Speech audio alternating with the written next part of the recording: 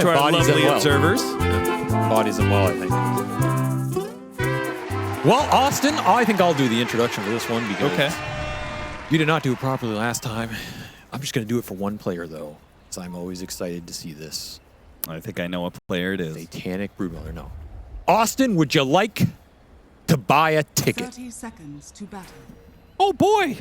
I'd love to buy a ticket. Step right up. Austin, would you like to buy 2 tickets? Oh, sure. That sounds great. Well, too bad, because we're all sold out.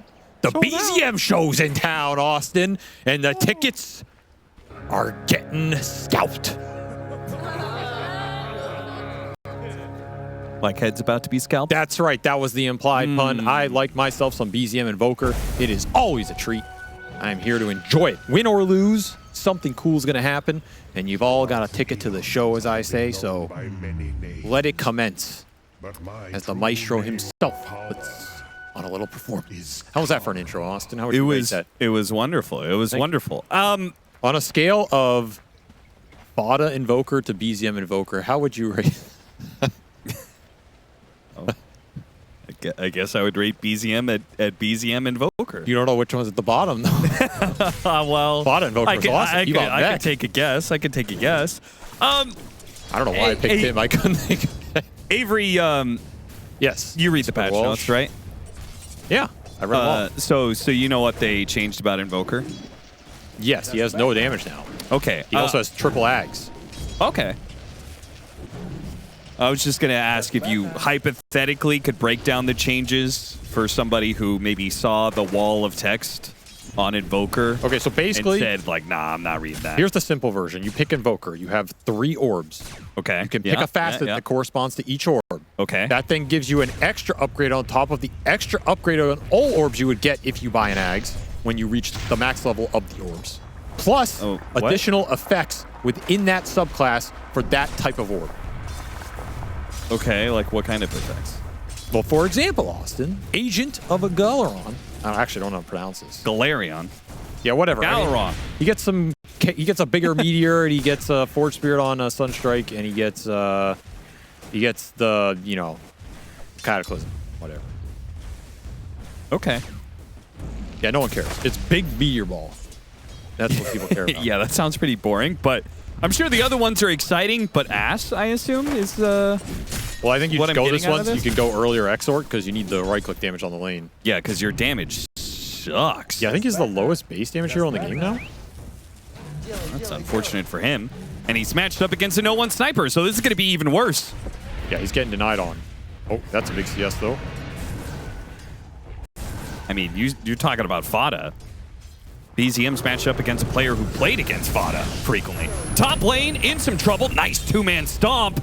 Does that bail out 9 class? Hit him with the final Fire Spirit. It hits him, but it does not do the damage required. Hit him again? Nor does that one. He's got tangos rolling. He's fine. So good aim.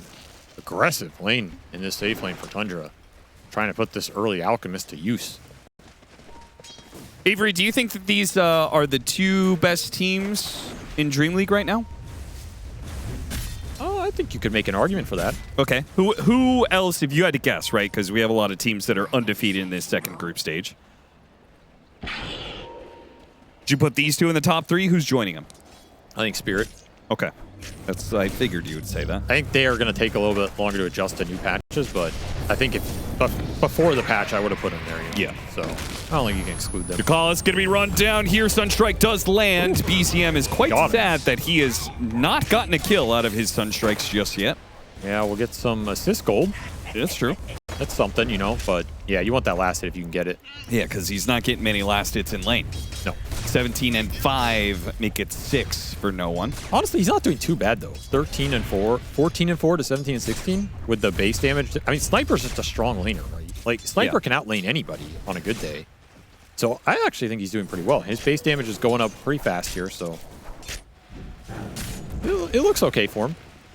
I mean, this is just a classic Tundra draft, right? If we look at all 10 heroes in this game, I feel like the Tundra draft is more Tundra than the PARIVISION draft is Pari Vision. Okay, I kind of see that, but Tundra's also been around for a lot longer that maybe I get a grasp of what good Tundra drafts are. I'm not totally certain I know what Pari Vision wants. What in your head do you think makes a Pari Vision draft? I think DM on a strong laner that controls objective-based tempo. Okay. Which Centaur fits like half of that, you know? You're talking more like Underlord type heroes? I mean, his Enigma, Lycan, Enigma, Beast, yeah. Underlord, sure. And then Bristleback for them has been a big one. And I think the two other, they play a lot around the 1 and 2 being the big damage dealers, which they have here in the Brood and the Sniper, and, you know, like an ultra carry Satanic hero. Which I think they got what they want here. I just think Tundra have, like, they have signatures across the board in a way, right? Yeah. This BZM Invoker, the Doom for 33, probably the best Doom player in the world. This Whitemont Phoenix has been a menace. Sox's Bounty Hunter, this is a hero he was playing in the patches when Bounty wasn't even good. And then Staracho Alchemist has been a beast, so yes. Just a scary draft and team to go up against right now. So your work's cut out for you, but PARIVISION are a team that can absolutely take it to them. And I do kind of like the Satanic Brood. We've seen him bust this out burst Doom before as a counter pick. Yeah. And had a lot of success with it, honestly, with the web walking and kind of kiting out Doom and going back in, healing back up, just being an awkward target to Doom in the first place. As 9 class will take out Strike! You got a ticket to the show, son!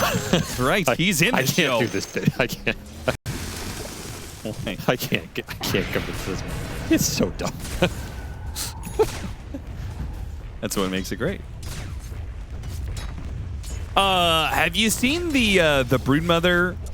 By the way, before we get to that, I think Yeah. we need more of that in Dota. Like, What, dumb shit? no, like hero, player, hype up, compilation, signature. You know, Agreed. I Storyline think we're missing out on nicknames in some ways for yeah, exactly. players.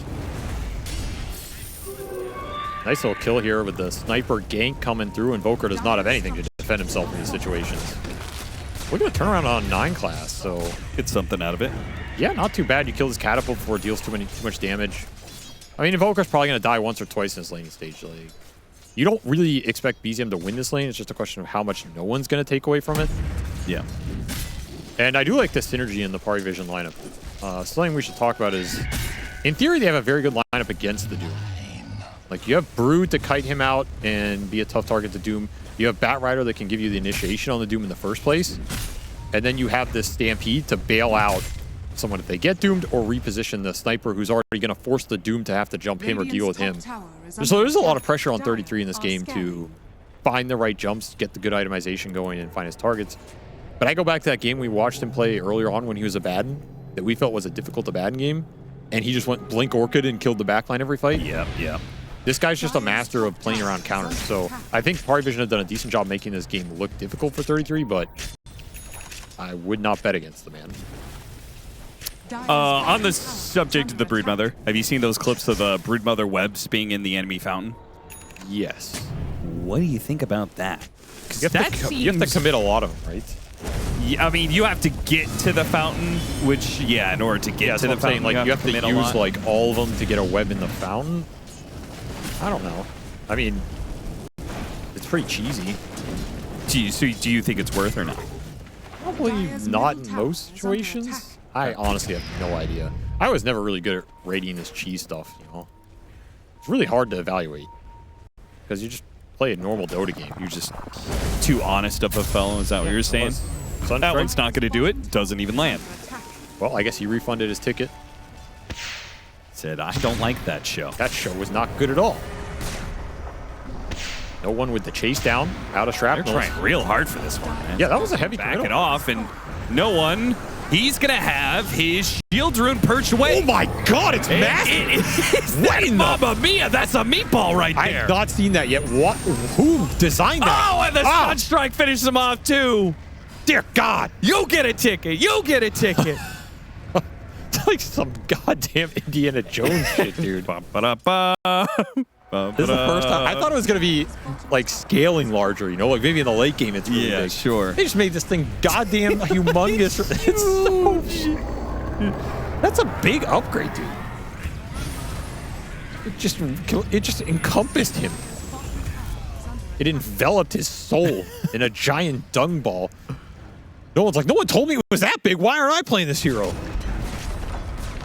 Midas done now. Invoker completely recovered from a rough lane matchup. Satanic's trying to help things out a little bit. Swings over. He's already taken the offlane tower. Swings over to mid.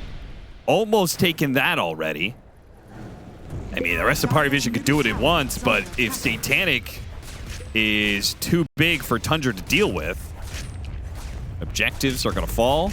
And this, when we discuss this Brood versus Doom matchup, this is the one thing I think Satanic did really well in this matchup, is it's not just about the Brood interacting with the Doom directly, it's about every time Doom goes on cooldown, Brood can take something off the map.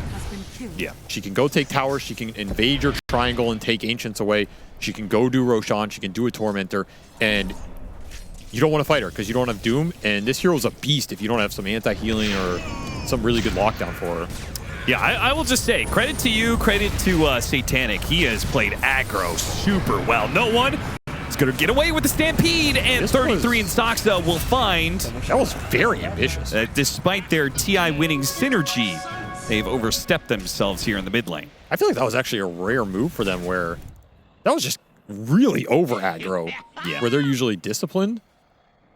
And I felt like that was not close. Yeah, that felt like a situation where if you had White One with you and he was level 6,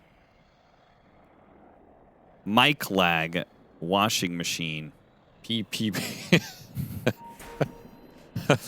Did he have to add the onomatopoeia there?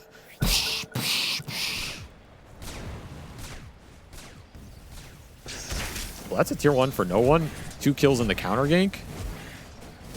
He's not going Midas, he's just going Maelstrom.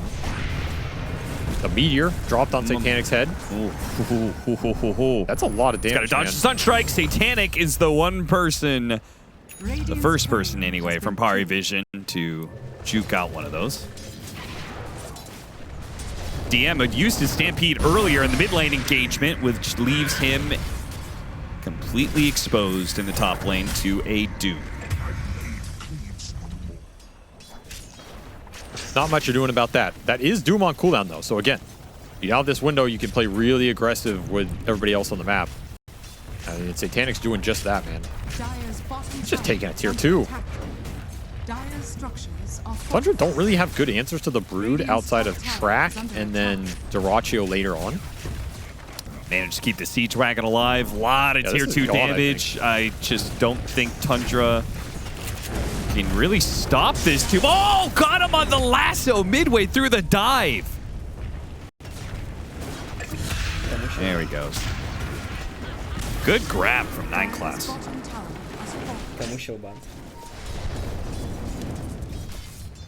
Still waiting for this track on the bounty. That feels like the go signal to step up the fighting pace for Tundra, but they're just not getting the XP anywhere. You're going to have to fall back on this Dyrachyo Alchemist to carry you. Been playing really well as of late. Early tier 2, though, this is just so much space for the Brood, man. He's just going to chomp through your side of the map. They have barely a net worth lead, but it just feels like their lineup is stronger right now. So even if you get that track online, are you going to be able to win fights to benefit? You don't have a lot to play with. 33's been debating what item he's supposed to go here. He was thinking about Blink, now he's thinking about Midas. His item will tell us what Tundra's game plan is in terms of when they want to fight. Because if he goes to Midas here, you're definitely not fighting with Midas, Doom, Midas, Invoker, unless it's a super defensive one. If he goes to Blink, then you can line that up with the Alchemist Radiance and try and take a fight to regain map control. But it's a risky fight, could go wrong into this Brood who's kind of tough to jump on. We'll see what 33 opts to buy here as the Radiance for the Alch is almost done. I mean, this Alch is still very farmed. Gotta take it into account here. Do not want to run a bad team fight into him and feed him a bunch of kills plus Broodlings. So Satanic is going to start invading this tier 2 mid. This is not a tower you want to give up for free, I think. Hey, I guess the question is, if you go this hand of Midas, are you forsaking your Alchemist's timing? Not necessarily. You just have to go later, right? Which you likely will be down more gold effectively, but could be a better overall timing in the game. Okay.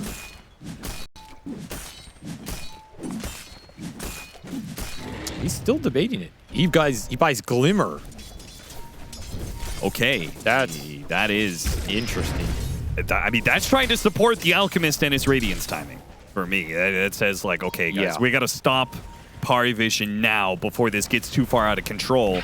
And if they were to smoke up, if they were to run it into a Warlock first, take that team fighter away. Oh, look at this. Dyrachyo buying his Radiance on the smoke gang path. And picks up a Broodmother kill, perhaps, as the Sunstrike lands on point. The Golem's going to come too late to do anything about that.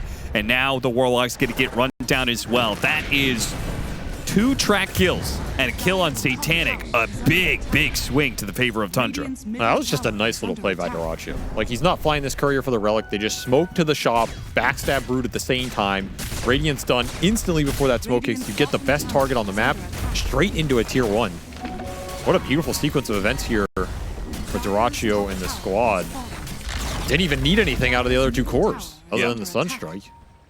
That was definitely the part that was most impressive about it. And now you take this tier 1 at the 1430 mark, 20 seconds before this Tormentor's going to spawn.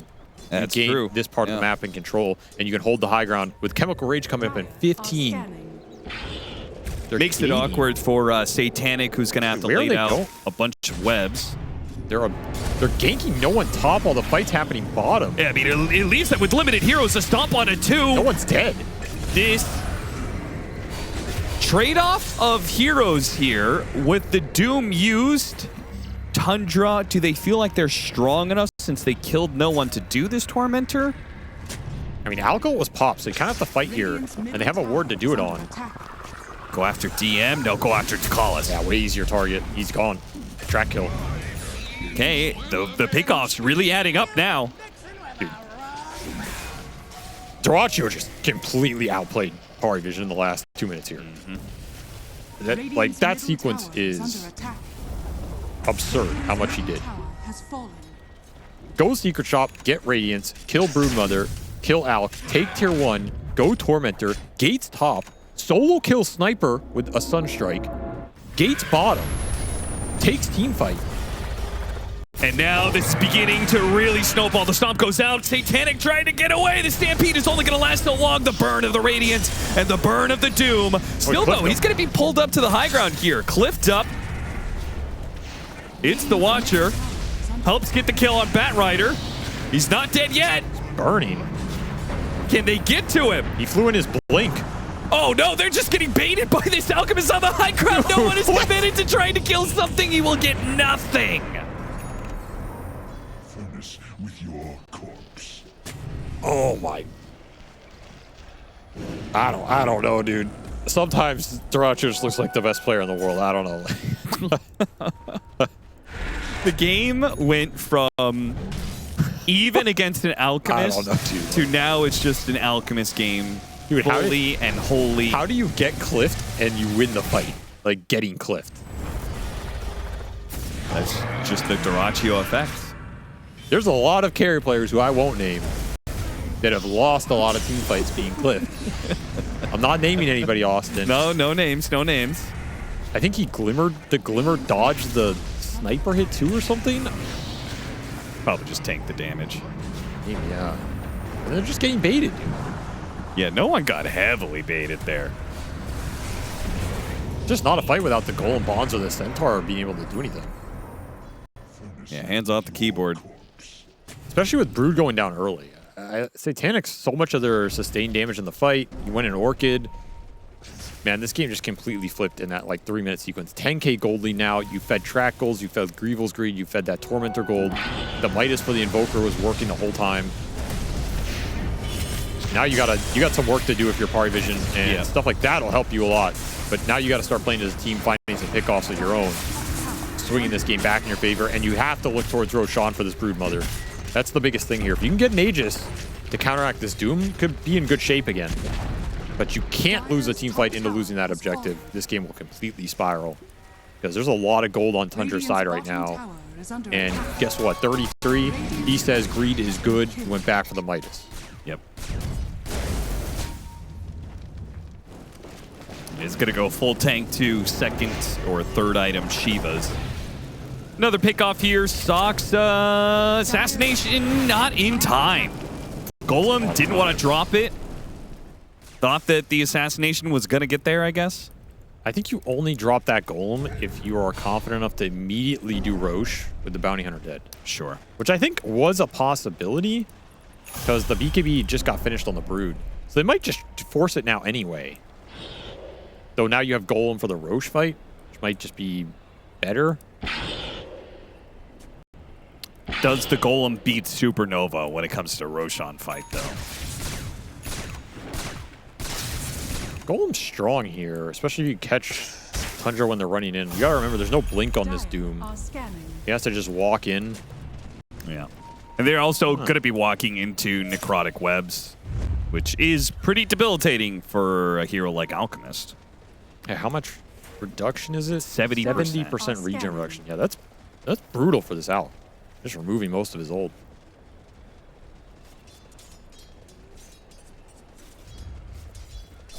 Smoke from both sides. Radiant are scanning.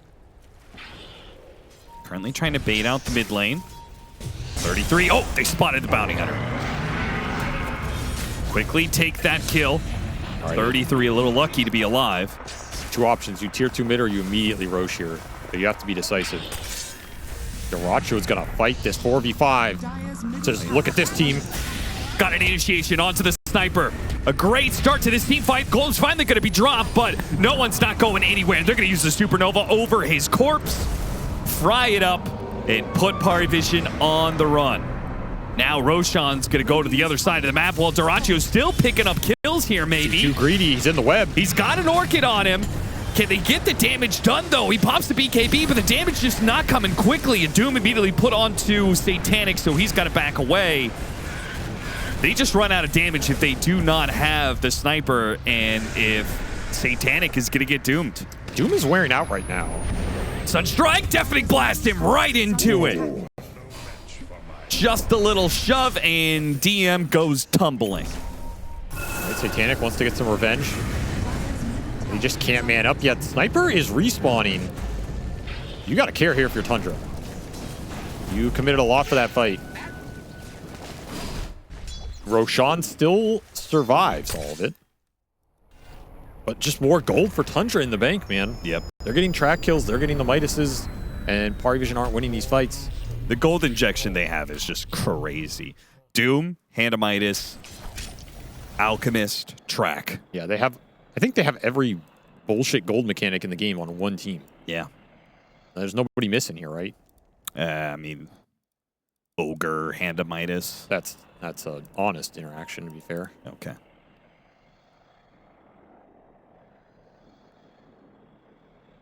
Yeah, I can't think of any. Oh, the Visage one, I guess. Oh, yeah. Yeah, that's a new one. Easy to forget about that one. And you can't really have Doom Visage on the same team too often. I think 33 would beg to disagree. Says, I'll play them both. Could be. Micro. Micro the Birds. Soxa, take a break. Hero and... Yeah. Play 2 heroes. Another quick washing machine pause. Sure, we'll be on our way. No one's had a very quiet game. His early game was strong and then just fell off a cliff. Yeah. Honestly, I've not been too impressed with Sniper this patch. Feels like he just doesn't do enough damage to be a threat. I've not seen it pan out a lot, but the hero does still set up a structure in the fight that you have to follow, which is, you know, either jump him or he's really annoying. Yeah. Man, Tundra have so much gold to play with. It's just disgusting.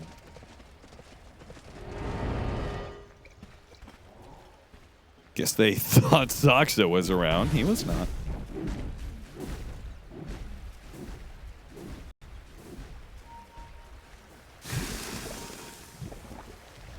Now a little bit of a lull, but a lull that does not hurt Tundra in any way. Yeah, Daracho is just mega farming right now. As is 33. They ping where they are. Smoke is coming bottom with 2 heroes, but there's barely any damage with this play. Brood is showing mid, so I don't know how afraid Tundra really are here. Yeah, I mean, maybe Soxa dies, but That's awkward. I have to use Stampede to catch him. But if they ran into, say, the Alchemist in that situation, I don't think Dyrachyo dies. He gets ult off now. Something. He's got AC now. It's flying out to him.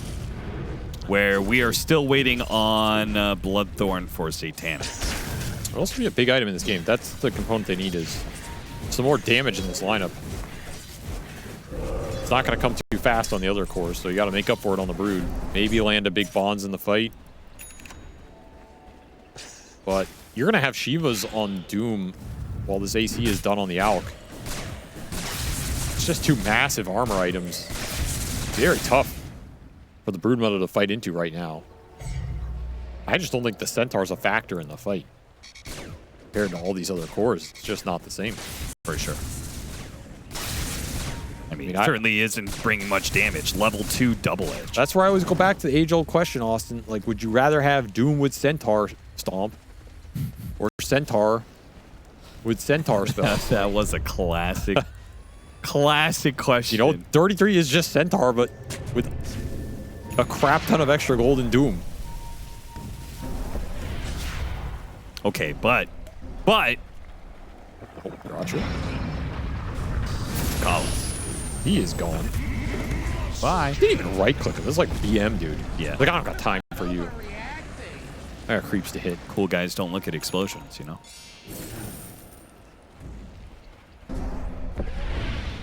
That's just all the track setup, right? You track one hero, it just makes for an easy smoke. And straight into the Roche pit.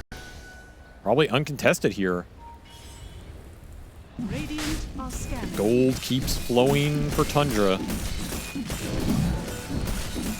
At this point, I'm looking late game for PARIVISION. Is there a point that they can turn? What late game? I mean, don't know if this game is gonna go late. If they can go late enough, you get the Broodmother to the BAT talent.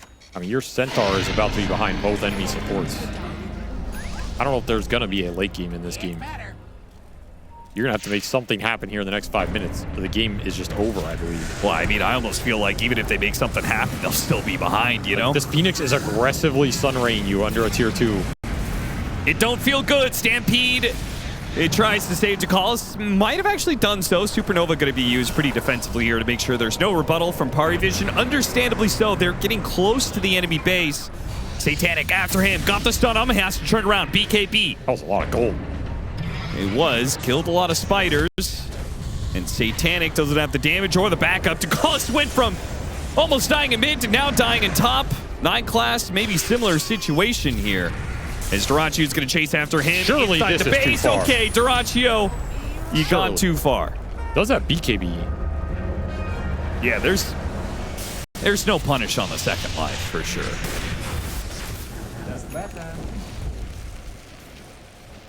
I guess that's one way to use an Aegis to regen your HP.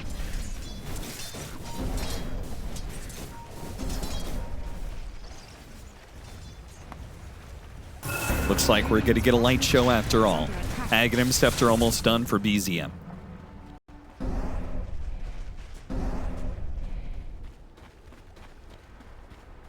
If Sunstrike damages an enemy, it creates a Forge Spirit? That's so random. Good, dude. Is it? I don't know. It looks cool, though. Oh. I mean, in theory, you can create 10 Forge Spirits globally. Yeah. With Cataclysm and Shard. Refresh. Make that 20. 20 Forge Spirit army. Forge Spirits. Oh. That is the stuff of nightmares right there. Only if you're afraid of fire. Dyrachyo, heating up again. Sees a hero, goes in. He's heating up. Yeah, he's got a shield rune. They're going to try and fight through it. They've dead. got him. Okay, all right. Underestimated the web. And now with Dyrachyo gone, they're going to push forward here. Try and kill 33 as well. No one's just poking away at them from behind. Hits a nice stomp from DM, trying to finish off this Doom. Finally managed to do so. The Supernova's right in front of all these heroes. He burns out one, but the egg will still get scrambled. Finally, PARIVISION win a team fight. And no one needed it, man. He needed a fight where he stayed alive and got some kills. There's some big ones here. That was a massive streak on the Alchemist. Who did it go to? It all went to no one. So he just got like 3,000 gold off that fight or something ridiculous. 1,000 gold streak on that Alch. And I think Duracho has been underestimating the regen reduction from these webs a little bit. Just doesn't get the BKB off there. And you will get bursted. Still able to collect Satanic with Cold Snap Doom. And Whitemon, he did a lot of work to try and salvage this fight. He did. I mean, if you combine the damage that Whitemon's doing and the tankiness of 33, like you could see how they would be extremely favored in team fights if Duracho doesn't die first. Yes. But that's what you get for picking up Duracho. You win games through Duracho, and sometimes you throw some games by Duracho. He's always going to have 1 or 2 deaths. That's just the way she goes. So what is no one going to get off all that gold? He finishes Mjolnir. Mjolnir, BKB. Hurricane Pike is done. He has the shard. So yeah, into the BKB. So he does do a decent amount of damage now. And if they can keep this going, this is where I was leading the late game question too. Centaur can get Aghanim Scepter. Yeah, I can put the sniper in the cart. Put the sniper in the cart. Put the Broodmother in the cart. I don't think you should do that. That sounds... Here comes a big gank. 5-man smoke from Tundra. They took the Tormentor, they went through the gate, and now they're about to pop up to kill Satanic. They got the stun on him, and he gets off BKB, sure, but it does nothing for him. DM, he's going to pop the Stampede, make a run for the hills, but he's still getting burned, which means no Blink Dagger. No Blink Dagger means no escape. And Tundra just have all the moves this game. Broodling's hitting top tower, but they don't care. They just know where heroes are. Oh, they still got no one. Now he's got his shard. He's going to shoot himself down to the low ground. Run, run, run, run, run. Whitemon's after you. So is Duracho. They get Ducalis instead. Poor Ducalis, man. He's not having a good time now. It's just food. Food on the map. Trek kill as well. 23k gold lead. So much of it is on these two supports who have overtaken the Centaur. And they have a lot of utility between them.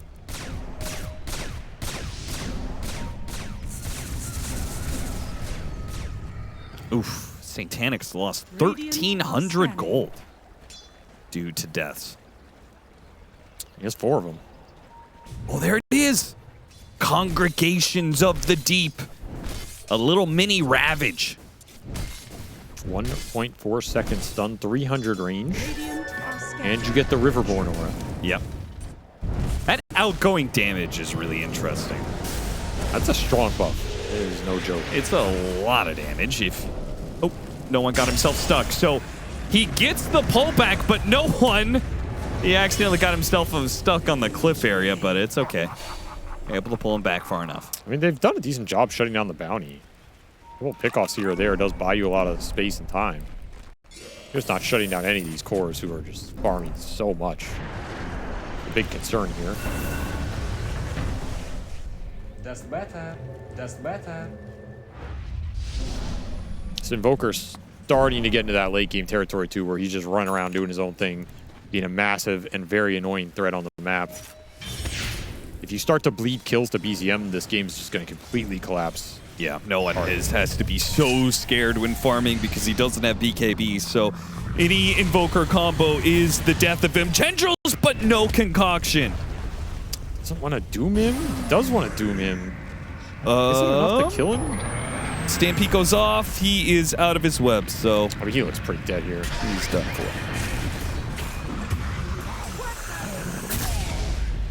BZM bottom. Looking for the solo kill. Giant meteor. Oh my god, that damage. That's a gem.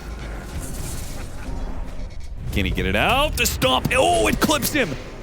Lincoln's going to block the double edge, but they've got the damage anyway. Recover the gem and get the Invoker kill. Yeah, that's great. Didn't look like they were going to be able to manage that, but... He had a kill streak. That was 1,700 gold they got from that kill. Also into no one. He has collected every streak in this game. That's the only reason his net worth looks respectable here.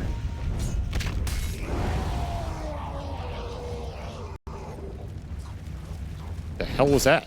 The golem dying. It was pushing out top. You know, some guy recorded that in a Valve audio booth in Seattle Yeah, those are the most fun for recordings. like $8 million or something. No.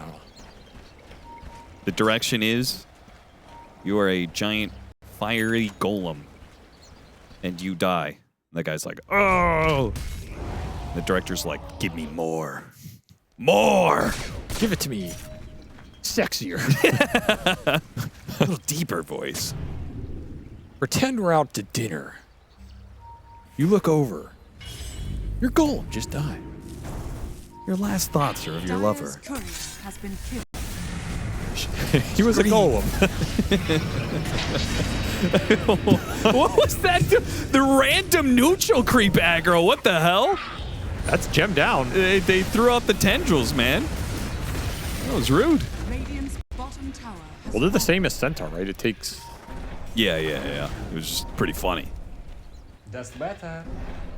I don't know if you are better, man. Radiant's middle tower. Keeps looking keeps throwing this out. I mean, you got to give it to Nine Class. He doesn't stop the spam, win or lose. Dude, that tendril spell is nasty. It's just like better Centaur Stomp. Yeah, it really is. It looks badass too. It does a lot of damage. We're back to. Would you rather have Doom with tendrils or a Centaur? No one in trouble. Supernova popped on the side. Satanic's right on top of it. He's gonna get it. So the egg is dead, but so was no one. So much of your DPS on that sniper. And Satanic can't really commit. Big stomp. Two-man stomp. It's not bad. The golem is up as well. Satanic's just not able to really commit for damage. Oh, the last no pullback. He's going to stun himself too. Or hit it up. Stunned up on the high ground. Oh, big meteors. Watch out, watch out, watch out. Those are all over the place. Jeez. Managed to get away on several heroes, but the big bad in Duracio's Alchemist dies. Wait, what is this? Tundra going back in? Tundra going back for the Pretty Satanic crazy. kill? Shiva's Doom? Oh, Tornado. It's a little bit off the mark. And that means Satanic will live through this Doom. I mean, honestly, Doom's only 90 Unless he hits seconds. it. Unless he hits it. Okay. He did. He already threw it. Yeah. But imagine how interesting sick it play. would have been. Really interesting play. Just force the brood back to base. Your Doom's back up in 70 here. You're waiting for the Alch spawn anyway. So you may as well just, it's like a free Doom to throw out, right? Yep. No matter what happens. I like that. You never know. Waste some time from Satanic. I mean, not a bad high ground hold from PARIVISION. Not the big out kill. Continuing to scale your two damage dealers here. You know, I do think Roshan being back to the middle of the map means Roshan is back to being in the river.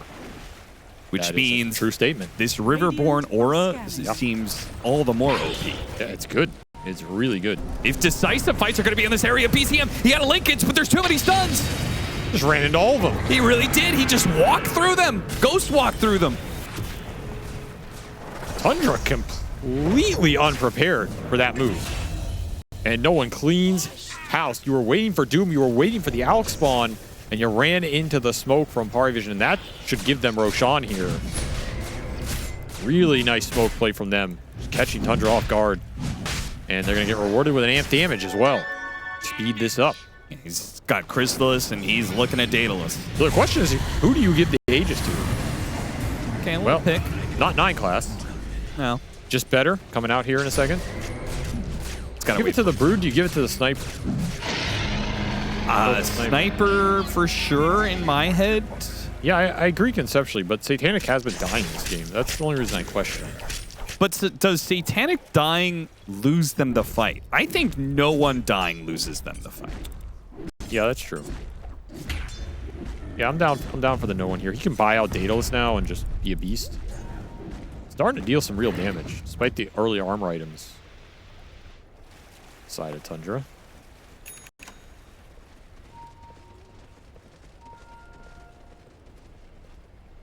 I don't know. They're holding on to this game, man. They've been down like 25k for Dyer's a while. middle tower Yeah. is under attack. But the game state hasn't really changed. They haven't lost base buildings. They got the Roshan.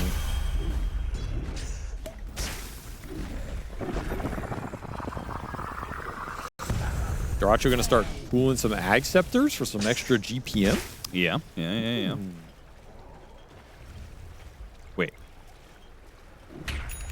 Oh no, that's the other facet. That's the other facet. Never mind. You want to know why I know that? Because one of the talent in-house games I played with Fear, Oh. and he So went I'm that sorry. facet, and he just gave away Aghanim Scepters to people. Was he good? It was terrible. Okay, well. But his GPM was sick. Yeah, it like he doesn't- was dead a lot, and his gold was still kind of racking up. He's probably dead because he fed a bunch of ags, so that makes sense. Yeah. I mean, how good are the ag pools here? The Doom one's pretty good. The Phoenix one's okay. The Bounty Hunter one is not relevant. So you already have the Invoker one. You can refund him, but you're looking at 2 ags here to give, basically. I don't even know how good the AoE Doom one is versus Brood. Sniper, that can be awkward. Versus Stampede, too. All right, fight. Dire's middle tower Bottom is corner under of the attack. map. Smoke from Pari Vision, trying to get the flank. Dire's Butterfly middle for tower Satanic. has He bought out for this. They're going to get up into the high ground before Tundra gets back into position. Oh, that would have been a great catch. But Whitemon too quick with it. Drasha went in. And he can't. He has to use BKB to stop from stunning himself. This is really awkward for Tundra. Running up river. Their cores are just completely split on the map right now. Somebody get caught out of this one. 33. He has to use his BKB now. And the Stampede still chasing after and finally turns around to himself. Quickly grabs the Bat Rider. He'll likely die, I assume. Unstable Concoction goes out, but that means no one's kind of being ignored. Cataclysm coming in hot. Finishes off 2. Dyrachyo needs 4 staffs to stay alive. They're going to deal with a supernova. protect it. Creates a little space for Dyrachyo to make a run for it. But they cannot stop this man with the gun. Sniper, he's peeping him. He's peeping. Tower is under Peeping And him he hard. is heaping some damage up on Tundra. He went broach. So he has some extra magic to push through these armor items. They don't want to leave him too Dyrachyo. separated, though. Alchemist ult back up in 2 seconds. are scanning. Remember You know that he's he going in. does have Aegis on the side of no one. If they drew too hard for this sniper kill. There's no way you do Tormentor here. Okay, they're going to catch him. First life. He doesn't come back with a BKB either. So this is going to be pretty awkward. Unless Satanic can create some space for him to get out, the meteor is going to be put on top of him with a deafening blast. He tries to blast his way out of it. He gets blasted to hell by Tundra. And of course, Ducalis dies because, I mean, he just has to die every fight. That's the prerequisite to the game right there. I mean, Tundra just outweighted him, honestly. Kited the fight out. They get a second round of everything on the Alchemist, and you don't have BKB. You can't stand there and fight him back, I guess. It really seemed like Tundra did not, or excuse me, PARIVISION did not think Tundra was going to go back in the way that they did. I think they just couldn't really do anything about it, even if they did think that. Like, what? I mean, surely. Sniper's just walking around at slow MS. You know, what's he supposed to do here? I think you have to put Satanic in front of the 2, right? Maybe. The only way they That's win what, see, that's fights what he said. is- What am I supposed to do here? Yeah. He's got those short, stubby legs. Radiant's man. middle I saw an tower Ags fly is out. under attack. So an Ags got pooled to somebody. Hey, he has it now. So we will see him pulling. Radiant's Who's the middle lucky tower recipient? has fallen. Refresher on 33. I'm sure you're tempted to give it to him if he's got 2 ults, even if it isn't that good. I mean, yeah, 33 is going to ask for it, right? You could give it to BZM for the slot and the refresh. Okay, that is the play. Yeah, I don't think that's too bad here. The extra item slots on Invoker are just super value.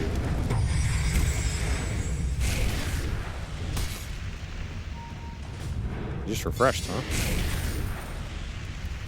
For what? Midas? Misclick? I assume. Midas refresh? Yeah. That'd be the most 33 thing ever. Oh my god. I need more gold.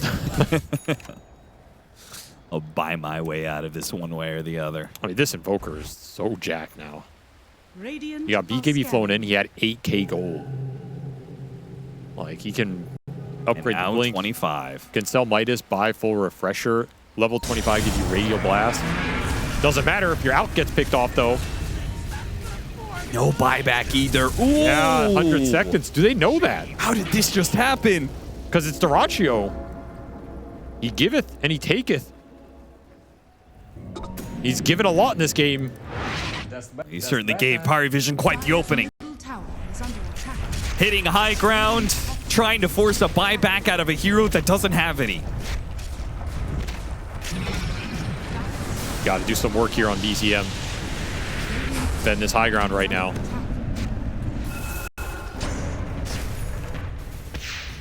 See how much Pari Vision commit. They don't know whether he has buyback or not. I mean, they seem to be what a flame break. What a beautiful blast. Knocks Soxna down to the low ground. He gets forced that back up to the high ground here. Tornado lands onto 9 class. Picked up by the Centaur. Yeah, nice save. Very good. That's one Invoker combo down. They got a ranged Rax for it. No out buyback yet. This is where you start questioning, how much do we want to go for? Roche can spawn in a minute here. BZM out of the base. But this time around, BZM's going to be hit by a stomp. Stampede goes out. The team split on their damage, are chasing after 33 right now, and will be able to get him. And they do not lose anything for it. The push out from Tundra on the right-hand side of the map. Now they've got to scramble to get back inside the base, but they're being peeped the entire way. DM tries to chase after him, blinks back out of the base, goes for Soxa instead. Ogre Seal Totem up to the high ground, dodges the assassination attempt. Batrider does get run over by some big old boulders, while Satanic takes the melee barracks. Oh, no one got baited to going for the last hit. He's a little close now. Duraccio is going to immediately pounce on this one. BKB, instant bash goes out. He turns around, but the damage is overwhelming. There's nothing you can do about this Pari Vision. They just go, oh no! Baited in again. 9 class tries to go for White Mod, but a quick supernova.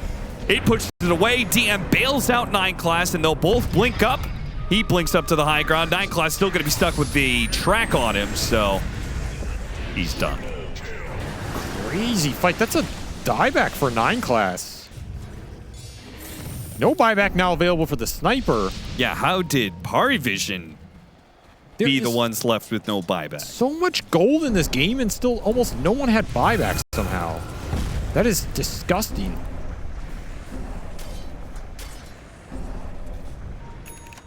TP's top, but Pari Vision are already here. It was a trap. Bots 2 onto Duraccio. BCM creating some space. The golem goes out, but once again, Whitemon is able to dive before the stun lands. This is Roshan territory. It is guaranteed up, so... Yeah, 100%. Do they go for base or do they go for Roche? Cute play by 9 class, scouting out that Roshan, walking through the river with his courier. Whitemon base ward, instantly scouted.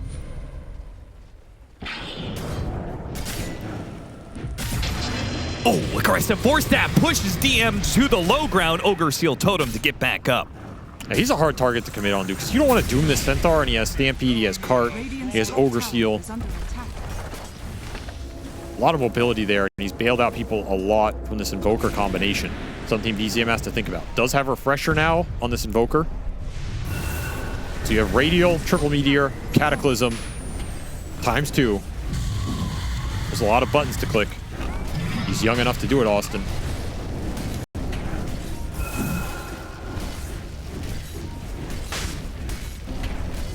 All right, what are we getting off of this? Refresher Shard on 33, Aegis on the Alk, and a bunch of leftovers for Whitemon and a lasso on the Bounty Hunter. They have caught this bounty a number of times, set up really nice traps. I mean, let's be real. The only reason Pari Vision are in this game is this Batrider is setting up so many kills. Yeah. Just over and over again. It's the one thing working for them. Bought a lot of time for these other 2 cores. Looking at the level 25s, very close to the Broodmother one, which is a very interesting 25 talent with the BAT reduction. I mean, that definitely turns into the hero into a hard carry if you get that and the shard, which I'm a little bit surprised he hasn't picked up yet. There it is. So BAT reduction with that butterfly with the Mindbreaker. There's a lot of attack speed, a lot of damage now if you can get it off. That's the big question here. Shouldn't you 100% buy the shard at this point? It's so much damage, especially when you have this BAT talent. I mean, I would agree. I would feel like I would casually buy it, but, you know, he's Satanic, so he knows better. Little lag here. Probably the washing machine. Gotta reset the router. That damn washing machine messing with the mics, messing with the modems. I mean, why would someone set up their modem next to the washing machine? Doesn't make any sense, man.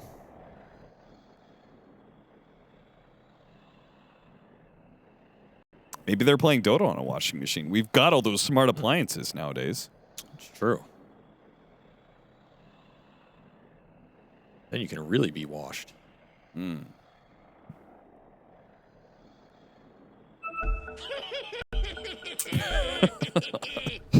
They got him. That was a good joke, but It's the slow turn of the head. He looks at me like, yeah, but they can't see yeah, that was a good joke, huh? they don't know that part, though. 13, 4, and 15 for BZM. But I don't feel like he's taken the fights over yet. Block of cheese. Holy! So it is so much easier to get block of cheese. Well, it's because the Lotuses get upgraded now, right? Yeah, I guess So we go to this late game scenario. It's very easy to get the Lotuses required to get a block of cheese. It's scrumptious and savory, Avery. What does this even do? They changed it. It gives you 500 shield. Are scanning. Regenerates after you stop taking damage, like Tranquil Boots does. I think. They changed something about this patch, though, right? Maybe not. Either way, fight's breaking out. A cheesed Invoker coming at you. Duraccio ready to jump in. Straight to the Warlock. It's a great opener. The Cataclysm comes raining in. Big damage. They got a bash onto Satanic Abyssal Plate, but boy, Satanic has just gone to work here. He's already killed the Alchemist. The Cold Snap, though. The Cold Snap, oh, it saved the egg. And now with him gone and no one to die immediately following. Running after DM, who had the Doom on him. They do have buyback on both Satanic and no one. But BZM, the Cold Snap, man. Holy. Yeah, that wrecked him. Is under attack. That Doom got reflected off a Lotus. That's why there was no second Doom coming out there. And he doomed the Centaur, which not even sure how good that is. So in theory, that's kind of an open fight for the other two cores. But the second your BKB is out, you get shredded by the control. This is where I wonder if you need refresher on Brood. Imagine he has second BKB there. Oh, back into the game. They got a lasso on Duraccio. Of course they got a lasso on Duraccio. What am I saying? He's up there all the time. Does cost them triple buyback, though. So that kill does not go unpunished as the lead continues to grow. The economic damage is adding up. Almost 50k gold lead. And now the question is, Pari Vision, like, you want something out of these buybacks. You want to get Duraccio's buyback out of him, but it requires you to push into the enemy base. And even then, Duraccio might not commit.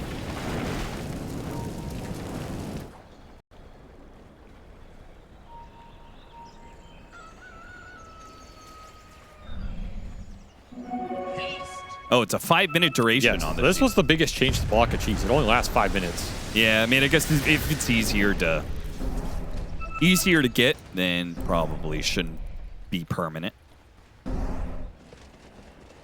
Still pretty cool, though. That is pretty cool. I don't think I've ever seen one in a pro game.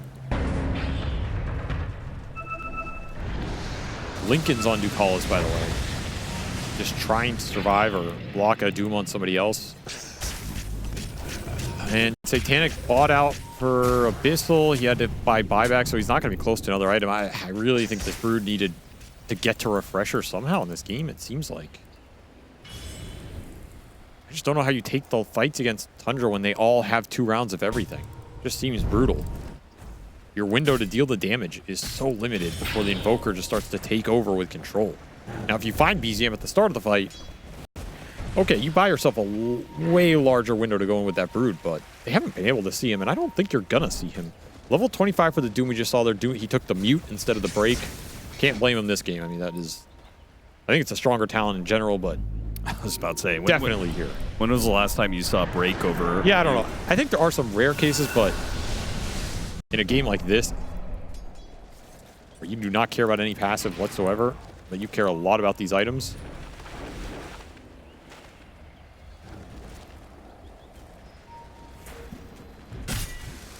see what the buyback status is here. It is 4 unavailable for Pari Vision. The Bat Riders is coming up.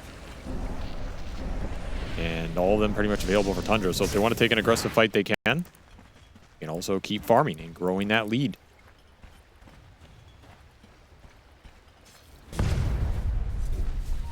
Wind Waker available for Saksa. Fine choice. The win probability is 50%, huh?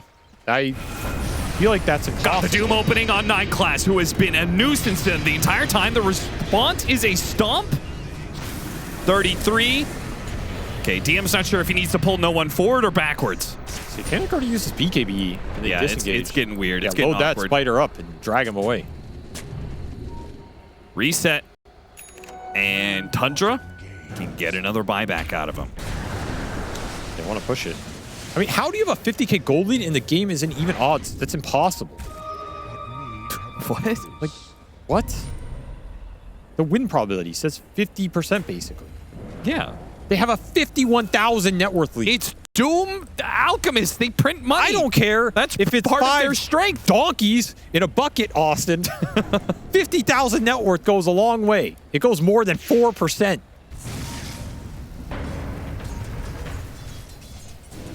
That shit is whack, man. Apparently you're wrong Whack. about that. I don't know what to tell you. Aghanim Scepter, Aghanim's Oh, Blessing, bot out. the BCM show. They go for the Centaur. That's a bold choice. He gets off his BKB, gets off a bit of a Lincoln's, blocking out some of the Doom play that 30 was hope. Do you get? And Brute Mother in the car. is going to save him. Okay, got him inside the car, getting him out. The Centaur does die, but they get him away from the Supernova. Dive out from Whitemod. Duraccio, quick on the retreat. Re-engage. Punish. BZM tries to re-engage, misses the tornado. Shot goes out, hits Saksa, dead in the face, but he's got a Wind Waker to save him. You can't chase here. No way. That Invoker still has Refresher available. You don't have BKB on Brood coming up in 4 seconds.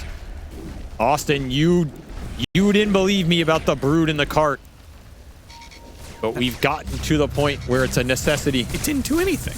He owned him, dude. How? He dragged him on top of the Doom and he killed him from the cart. Okay, but how is that different from him, the Broodmother just killing him? It's badass. Oh, That's what it is. Yeah, you're right, brother. You're right. It is badass. He can't be targeted. What do you mean, how is it different? There's no way to interrupt it. It's a spider in a cart on top of you, and you can't do anything about it, my man. All right. More Aghanim Scepters going out. BKB is going to have to be used here, most likely by Satanic. He's just tanking it for now. Okay, he takes it, and then has to use the BKB. No card available. Gotta be safe there. Of course. 12 seconds till that card's back online. Win probability just went up 2%. I really like that cart play. Said I hadn't considered that strategy. Oh, I'm gonna have to readjust my odds here. 2% bump for Pari Vision. Oh, we came so close last night to getting 60-minute items. 5 minutes away now. I really want to see these in the new 51. Austin. This could be a dead even game with a 53k net worth lead. We're getting there. How is that possible? It doesn't. Somebody explain this to me. Doom on it! 33 Oh found his my opportunity God. with the Cataclysm Tendrils on top of it. 33 leads the way to a massive opening that kills the Centaur and pushes Satanic and no one back to the fountain. He is buyback. Quad Forge Spirit Link. Completely irrelevant, Thank you. but very cool looking. Badass. Watch you go back in. Meteors Don't landing BKB. on Satanic. Where's In the trouble. save? Force staff. Trying to get it back The to the cart. Tier Force, and inside the card he goes. Bailed out by the card. Supernova could be used to allow Tundra to get the reset here. You gotta heal. You gotta heal fast if you're Pari Vision. That was a Centaur buyback. 0 buybacks available for Pari Vision. They have all been worn down. The lead grows to 60,000 net worth. And the win percentage skews towards Tundra by 3% as they grind it out 1% at a time. They will win this game. Oh, man. Damn you, Gabe, and your math. Wait, what happens, though, in 1 minute when the buybacks come off cooldown? We do it all over again. 1% at a time for the next 3 hours if it takes it. Oh, shit. I am 33 and I am inevitable. You can do nothing in the face of my net worth. The power of gold. You will submit. I will not beat you on the battlefield. I will not beat your spirit. I will beat you economically. 1 gold stolen at a time until you GG out. Shit. The ultimate AUI disciple. Tundra, he'll take another Roshan. But 33 left Liquid to build his own team. He had dreams, he had a vision. We're seeing it come to fruition, Austin. The style of Dota he could never play on that team. 50-50 win probability with a 60K net worth lead. The madman has done it. He has achieved Dota perfection. True economic warfare. He is that class. inevitable. He went fishing. Oh, God. The golden wall that has been erected by Tundra, forcing Pari Vision inside of a base they cannot get out of. All they can do is send out 9 class to scout and hope that there's an opening somewhere. Another block of cheese. He's just building tombs out of gold. Buyback available for the Broodmother. Should be noted. Yeah, well, how much did her win probability didn't shift? Shame.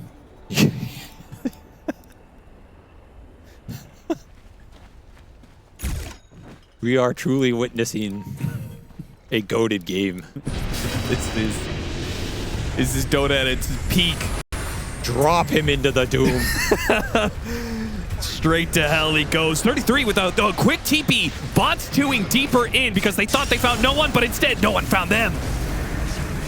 No buyback on this Centaur, so you got to get something here if you're Pari Vision. 5v4, 4v4, bounty dead. They got a gem for it as well. Radiant's Refresher shard available for 33. They're going to go. They're going to look for something with the opening. Banner at work. Lasso on cooldown. Nothing to stop Dyrachyo now.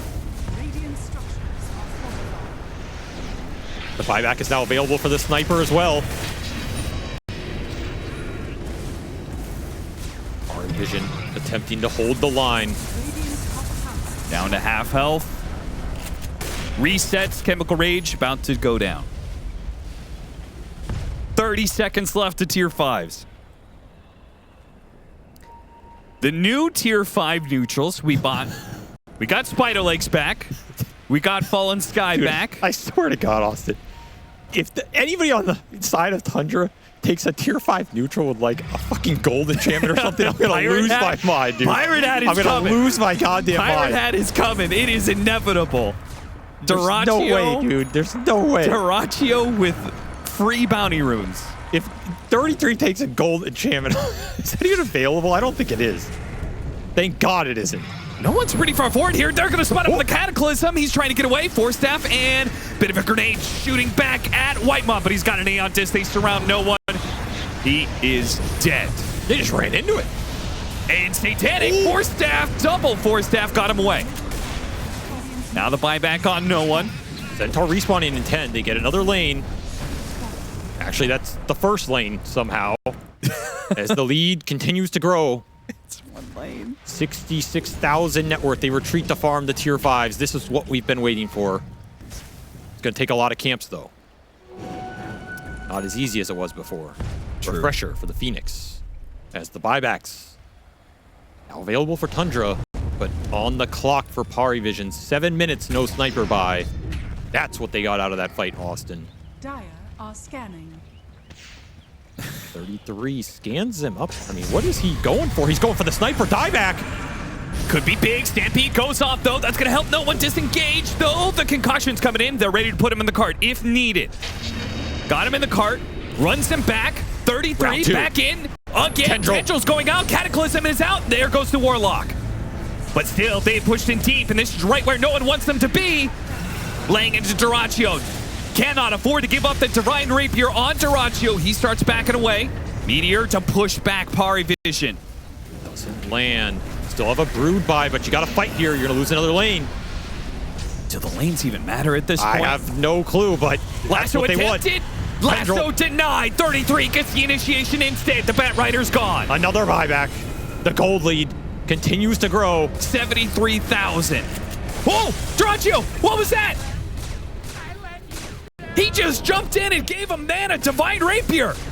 And DM is all in for it. He gets aggressive with the buyback. Immediately bots do win. Whoa. No one doesn't want to be here. He goes back up to the high ground. He's burning. He's burning. He's burning. He's dead. Satanic. Stampede goes off. They're going to make a run for it. Satanic back to the fountain, but He has that stolen divine. he's got that stolen Divine Rapier, so maybe there's a chance without no one. He survives. He lives. But no buyback on the other two cores. The economic damage. It's adding up. BZM, he wants out of this game one way or another. Beautiful tornado hitting on 3 with the ice path. Put the bump back into the fountain. 33 goes. Now another one. The flame break pushing him in. Aggressive buy. Tundra, they're all in on this. Tier 4s are almost gone. Ancient exposed. Satanic is going to have to make his hole, but he's already been domed up and just blown up. There's no way out. Another buyback, but the damage is done, Austin. 33. He claims more than a win. He claims a statement. Look at it. That's right. Welcome, everybody, to the late night show, DreamLeague. Very likely, we're going to get a 1-1. Good opportunity to learn. Because that's the way DreamLeague rolls. We go late into the night, typically. So, Avery, how is Pari Vision going to win this game? Let's listen to the music, Austin. Okay. 30 seconds.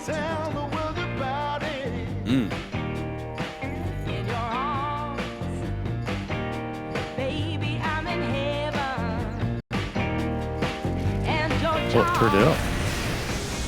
Oh, it's over, I guess. Hey, it's too happy of a song to watch someone die to, you know? Yeah, that's true. And it will be Whitemon. The first blood death. Going to DM. You asked me how is PARIVISION going to win this game. I think it's through the Dazzle. I think they got their premier counter pick to this Alchemist. If you remember that draft from game 1, when Tundra picked the Alch, they banned Dazzle in that last 2. Yes, sir, they did. They're afraid of this matchup, and for good reason. I think Dazzle decimates this hero in the lane phase, and he's really annoying in the game too. He's just a team fight staller, right? He heals people, he saves people, kind of an anti-melee hero. Alch doesn't generally like that kind of thing. He wants to be able to go on a target, kill him, get a numbers advantage. I think Dazzle's also super weird now with this new ult. Yeah. I want to say broken because I think it is kind of fundamentally broken, but I don't know if we're going to see the stats back it up until more people play around with it and figure it out. That said, I think right now this spell is pretty insane and you can do some insane things with it. Agreed. Like the fact you can't ever go on Dazzle because he can always project Grave himself is incredibly strong. 33, taking some damage. Being run down, perhaps. Yep. There he goes. Strong laning start for Tundra. Also curious what Soxa will do with this NP in the early game because support NP, not something we've seen in a long time. I can kind of see the idea as a counter pick versus the Jakiro laning-wise. Not a hero Jakiro really interacts with too much. You can pull waves, you can fight him with the Treant, and then you can TP around and abuse the fact Jakiro's kind of immobile in that early game. Do you think they were tempted at all to do Nature's Prophet core and support Alchemist? I was thinking about that because the Dazzle is the counter pick to the Alchemist. We're seeing it a bit happen here. Maybe a little bit, but I think Duracho's way more comfortable in this Alch, and I think they felt the Pugno was a strong enough pick to get him through the lane. And we are seeing that the Decrepify is killing the poison touch, so they can't re-up it. Very nice concept, and if you execute it here, Duracho should have a fine laning phase, so you can alleviate that part of the problem from the Dazzle. But his team fight can be pretty beastly with free farm, and I do expect DM to kind of free farm here no matter what. Yeah. Let's talk about that new Dazzle spell, because I think many people don't know what it is. Novel projection. Did you guys know the Muerta Aghanim Scepter, where she creates like a ghost version of that person? They can still cast spells. It's basically that, where Dazzle can project his spirit out, and that spirit can attack and still cast spells. and he leaves his body behind. And the spirit can't be interacted with in any way. I don't think it can be silenced in any way. It just seems to be able to freely attack and freely cast spells no matter what. There is a bit of a leash, so you can't go too far away from your body, but it is enough that you can be pretty far back in a team fight and still be effectively in the middle of a team fight. I think the biggest things about this are, one, you get the Hex off the Poison Touch, which used to be that old shard, and two, it reduces the Shadow Wave cooldown by 60% at level 3, which basically turns into like a 3.5-3 second cooldown, and amps the healing with the shard. So you're doing an insane amount with Ags plus shard on this hero.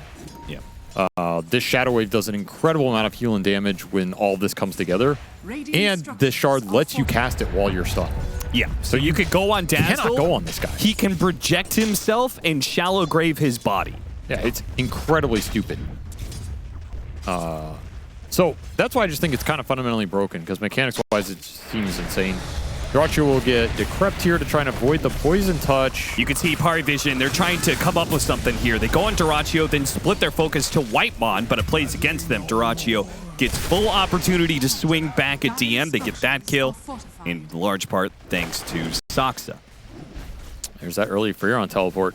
Skewing these lanes, leaving the Tide Hunter alone, but he's a Tide Hunter. You can get some stacks for him. He can recover in this game, but it is not going to put any pressure on the Terrorblade. So the lane phase is still looking overall okay for Pari Vision. Don't want to bleed out too many kills, but you do want to keep exerting pressure on this lane. And we'll do just that. Straight back into Whitemon here. Man, they're trying hard to get more kills. Nightclass throwing himself out there. Yeah, Treant's still here too. Oh, he got him. I feel like that play would make more sense if they were level 3 on the Tusk and they had Snowball to dodge the Unstable Concoction. Then sure, you have counterplay, but... Yeah, I actually feel like he should have just gone 1-1-1, because the second point in tag team is not doing anything for you into the Decrep. Yeah. I don't know. Yeah, I think this top lane could have actually been played better from Pari Vision. I mean, even that attempt into while the Treant was still there and Sox was still lingering. A little too greedy. There's also some big stacking going on up here. There would be a lot of gold for this Alchemist to clear through. 3 heroes top for Pari Vision. They know this is going on right now. Finds Saksa, protected by Whitemon's Decrepify. It's only going to last so long, though. BZM's going to try and turn things a bit. Body blocking from the Treants. He goes straight for DM. And Dyrachyo will collect on that kill. Assist gold, not the last hit. Valk is strong on lane, man. And he still has some stacks to go back to. He's got a lot of gold out of these kills. The 3 cores from Pari Vision are still doing fine, but you are bleeding away some net worth up here. A lot of space for no one. The primal rotations did cost him some XP here, so you have Rolling Thunder available, instantly used. Follow-up is DM. TP coming in from the Pugna, though, is going to kill that. This Pugna is such a good pick, man. Pango, all physical damage. Dazzle, bunch of physical damage. I mean, it just kind of kills these heroes when they want to go on something. Oh, Collis. He's still Going for the big chasing, plays. but he does not see BZM in time. I agree. The defensive capabilities from Whitemon on the Pugna in the early game already showing their worth. This could be a this could be a lead for Pari Vision right now. Instead, they're slightly behind with the Alk with the extra gold. Snowball is available now, though. Didn't cast it. Nice Gets deny. denied. Man, it feels like Pari Vision could have gotten so much more out of this top lane than what they're getting. Yeah. But just some small little plays from Tundra really stifled that momentum. Still a solid laning phase for them, though. Looking at the net worth on all these cores, Wisdom Shrines get split. And can Dyrachyo stay up here? That's always the big question when he comes back. Because you got to imagine that the Poison Touch is coming. Oh, beautiful shards. Gets him really nicely, and that Decrepify, it's going to run out. He's still surrounded by heroes. Sox tries to come in. Not enough. Now the poison splits these other heroes, but PARIVISION don't want to keep taking the fight. Radiant's bottom tower is Perhaps under wondering where BZM is, who's currently off map. This is an interesting chase down here. He might be dead, honestly. No, man, he has Wand. Wand TP. Hits him with the Anchor Smash, hoping that damage reduction Okay. is enough. It is not. A little misplay there. 33 just lingers a little too long, trying to waste as much time as possible. Ends up feeding the kill. Big one for Satanic to get in the one-on-one. So much soul XP for this Terrorblade. He is ginormous. PARIVISION getting what they want now, which is a lot of lane pressure, and the Furion is getting greedy with the jungle, not really trying to alleviate it. So some more greed from Tundra. They do like their greed. They sure do. Dire's They're losing some middle towers, tower though. is under attack. Mid tower getting chipped. Yeah. Another hero that does have some kind of weird, in a way, gold-generating tactics. Who? Dire are scanning. Furia, Oh, yeah. when he gets to level 6. He doesn't really generate, though. He just steals it. Well, There's a difference. sounds like an argument an economics professor. Are you generating or are you stealing? Well, I'll tell you, it's stealing because it's gold that could be going to 33, and he doesn't like that. And Soxa didn't like that. That's going to push no one closer to this defusal. There's just no one who can stand on these lanes. 33 dies to the Terrorblade bottom. You're dying to the Pango mid. No one wants to lane against this Dazzle top. You got to just make moves and make this game more chaotic. Break the laning phase up. It's a lot of pressure on BZM to get something done. But if every lane is losing, Dire's what do middle you do? tower is under attack. Apparently go back to mid, see if you can get the kill into Callis. He cannot. The TP's pretty defensive from Soxa, so no Sprout or anything there. Finally have the Wrath of Nature, though. It's true. Does give you some more offensive potential. Combination with this Primal is pretty good kill threat on the map. Looking at 33 bottom. Nice rotation from 9 class. This was a very smart move. That's super nice move.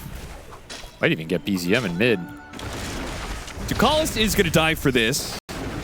No one not able to get the BZM kill. Radiant's Heads up bottom TP. tower Just in time. Couldn't he have projected? Project Poison Radiant's Touch to top cancel tower is TP? under attack. I believe he could, yeah. So, good example of, like, you know, situation. We don't know how much DM has played of this new Dazzle, but Radiant's that was the structures situation are where the new mechanics of the hero come into play. Oh, there it goes. Got him. Got him good. Did you get the last hit on the tower? That was not the most effective projection I've ever under seen. attack. Nope. And the tower tonight goes to Whitemon too. Okay, that wasn't a true example of its strength, you know. Let's not judge it on that one. Yeah, we really did hype up the ability and it looked terrible.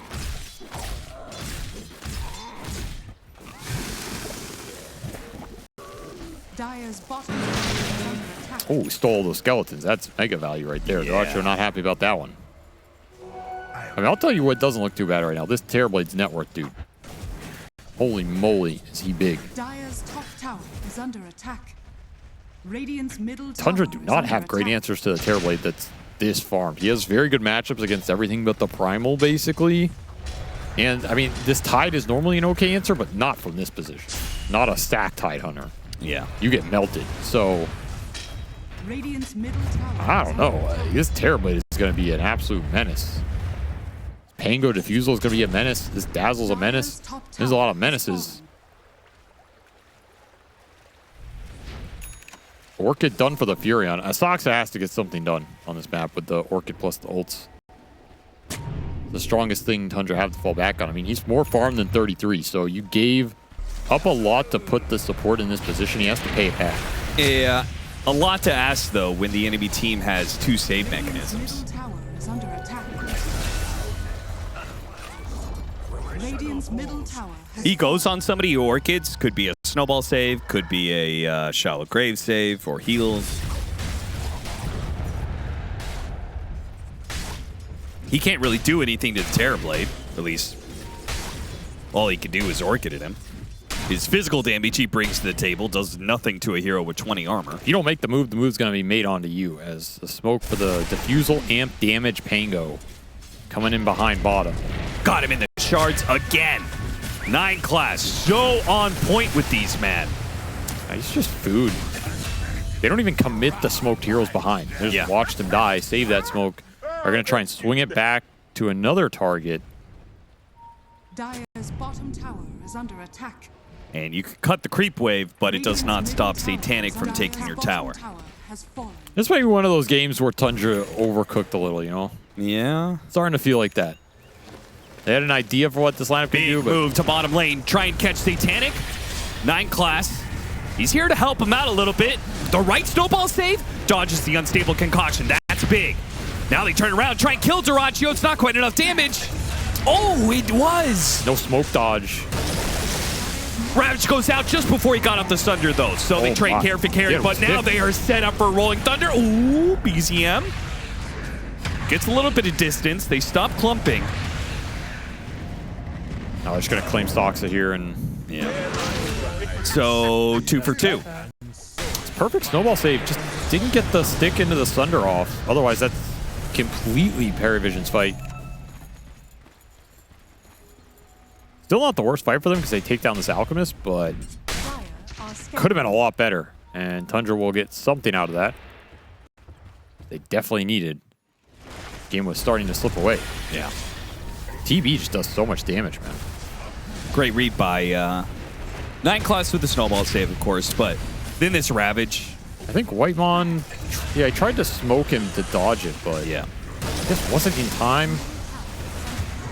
And I think he could have gotten the stick off there, just going for the Sunder instead with the animation, maybe. Also, where was the shallow grave? That's true. Where was it? That's right, Austin. Why blame yourself when you can always blame someone else? The Dota2 way. Nice ice path. 9 class. Not dead yet. Healed up. There's the save from the Dazzle. Beautifully set. Satanic's right in the middle of all these heroes. Got off a good Sunder. Now they'll run over this team fight rather easily. Projection doing some work there, as 32 will also eventually get run down here.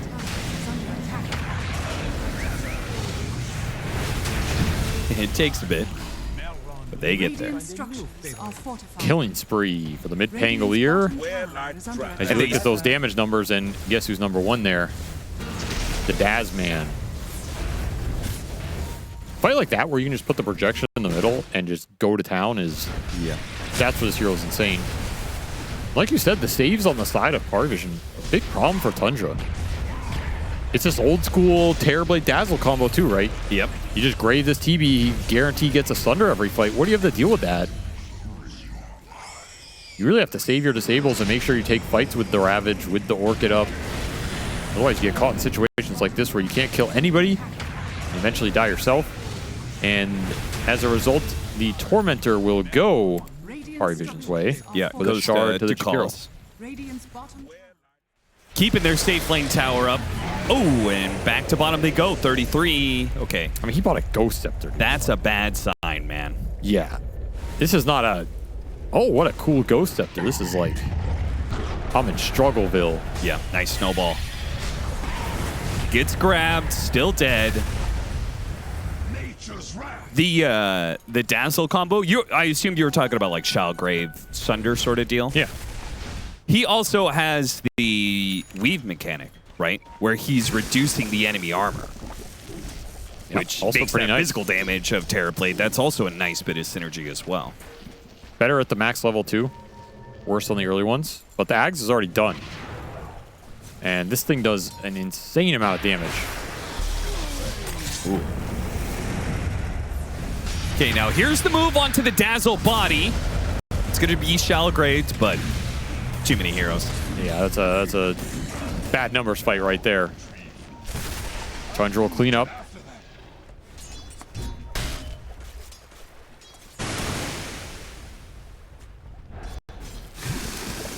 Radiant's What Pari Vision do with the dazzle off the map? Lanes got shoved into them. Benefit of this Furion, Tundra can kind of split the map, play the lanes, look for pickoffs. BCM, he can get over the shards, no problem. So this is not an issue. Radiant's top tower has fallen. They're kind of getting ratted a bit right now on the side lanes. Gonna have to respond to this. Yeah, they send the dazzle bottom. Is under attack. Big win for Tundra. They can look to make a move now, either mid or top.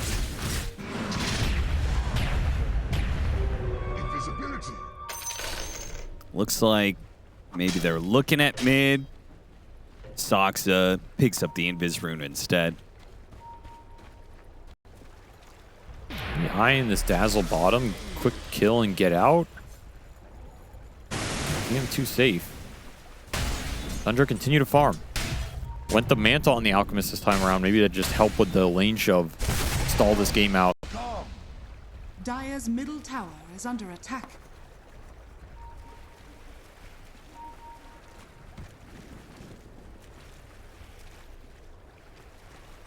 Tundra, they're not going to find anybody here because Pari Vision, they're doing Roche.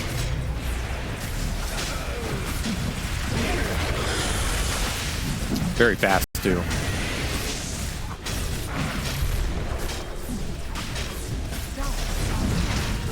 A lot of armor reduction in this lineup for a Terrorblade and a Tuskar to pound in the extra physical damage. Is under attack. Probably want some armor at some point. That Decrep is only going to go so far. I mean, I guess you can just buy Ghost Scepter on everybody, and they already got 2 of them. Yeah. I wonder if how early no one considers a nullifier. I mean, you should consider one pretty early in this game. You're already up against 2 Ghost Scepters and a Pugna. That's a lot of nullifier value. Yeah, and I think he has to do it because Tower is under I attack. don't think the Terrorblade will. Yeah, nullifier Terrorblade's just, it's not it. Radiant's I don't know. bottom tower The support duo Tundra continues to terrorize towers all across the map. Blast in bottom, get a tier 2. The ratting will become more extreme. I think Tundra are just waiting for the BKBs here. You get the BKB on the Primal and the Alchemist, then you can take a head-on fight. Have a decent shot of winning that. Yeah. And Aegis will maybe expire by then too. Still have 4 minutes on no one. That's a long time. Meta. They're certainly not killing BZM with that, so it'll have to be a tier 2. Yeah, Blink hit Dagger bottom. done for the Dazzle, so he's got his Aghanim Scepter and Blink, making him... I mean, they have such good team fight, but they don't have any catch. Tundra is big ratting him, man. Yeah, so Wave got dragged mid with Alchemist Illusions. They're getting sieged bottom. They can't kill anybody top. I mean, Whitemon just keeps on walking up to this tier 3. It's at half health. I mean, they got to smoke or catch somebody. But it was a trap. Oh, it was a trap. Immediately catches 9 class in the Orchid. Shallow. Oh, he No, that is the worst time for that, man. XD.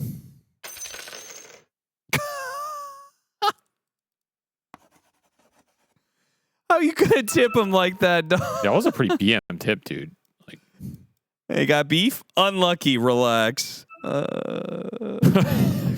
don't think 9 class is relaxing. You don't look relaxed. he looks pretty relaxed. I mean, yeah, there's a glimmer of hate in those eyes. Seems you not relaxed. Yeah. Got him. What? Can we get a webcam off of who looks more relaxed? That's all. I think they're both very relaxed right now, Austin, as we can clearly see. They're both very, very relaxed. I've never seen 2 more relaxed individuals. That's why they're all chatting so much. Well, everyone knows that the chillest dude. Thank you, production. I mean, who won that? Oh, Little 33 exchange. smiling. He's a little I don't bit know, dude. I cheeky feel like- smile. I feel like 9 class got to him a little bit. Like, I don't think 9 class actually cares, but he's making him think he's upset. So the 33 feels bad. You think that smile was like a little bit of team communication? Yeah, They were like, I trying got to cool him off? I might have not gotten the grave, but I got him from the grave. You know what I'm saying, boys? I mean, honestly, I think if he gets graved here, he might die. But actually, Pari Vision were TPing in. Yeah, this Yes. would have been a difference. Well, It was we'll different. never know. He probably dies, but the fight that it happens would have been stalled. Yeah. Exactly, right. The extra seconds they That was have to take to kill unlucky, him. very unlucky DC timing. At least everybody's relaxed. That's a good thing. You know, you don't want to have things like this escalate. And then someone's gonna have to give Kuroki a call, and he's gonna have to step in That's and true. mediate. You know, we don't want to go to that level.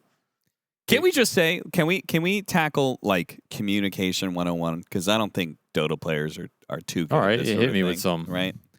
In a situation like that, something bad happens to the enemy that they can't really control. You tip them instantly. I don't think tipping. What? Take that. I don't think tipping is ever gonna do too much. Maybe in all chat, like, oh, that sucks. Well, it was a relaxed. Maybe you do tip. the colon and then the backslash. You know, the kind of like, oh, sorry, awkward face. What if it you was know? a commiserations tip? Like, I'm with you, brother. No, see, that is exactly why we need Communications 101. This is like STEM majors, why they need to take some humanities right now. All right? In HR department in Dota 2. we gotta have this class because clearly, as seen from yourself, you're joking, but I don't think they are. It was a commiseration tip. Yeah, it was like, just sorry, brother. I've been there. Have a little tip, you know. There's a little couple shards for your compendium. It no longer exists. And then the follow up, unlucky. It was unlucky. It was unlucky. But ain't nobody saying one word unlucky in a positive way. Commiseration In Dota unlucky. chat. You know, it was a commiseration. How many times have I seen, ooh, unluck? Bad team, unluck. All right, well, either way, everybody's relaxed. We're going to relax ourselves back into this game. Tundra out. I feel like I just came back from the spa. I was so relaxed. Soxa looking for the Wisdom Shrine up here, but he's going to find more than he bargained for. But Ghost Sector. Ha! Nothing.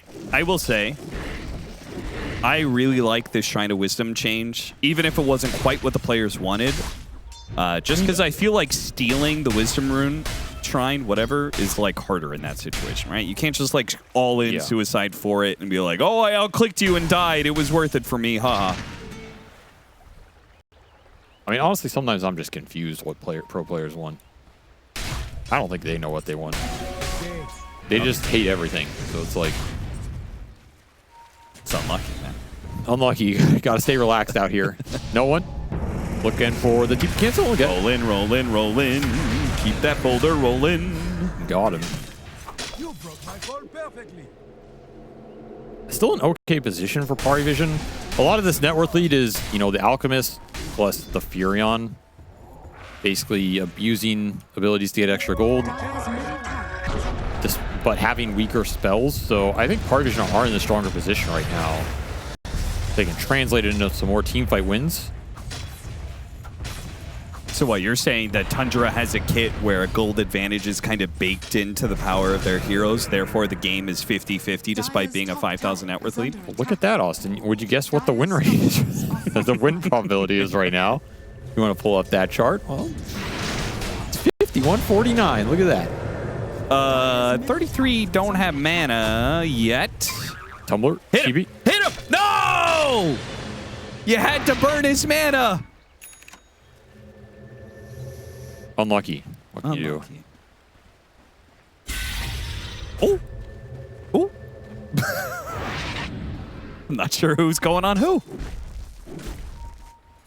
It's a smoke down bottom lane. I mean, Pari Vision are getting tired of the rat action. Somehow 33 has recovered his net worth in this game. Just farming out bottom over and over. His levels are pretty good too. He's higher level than the Dazzle. Huh. After BCM, he's going to be chain stun here.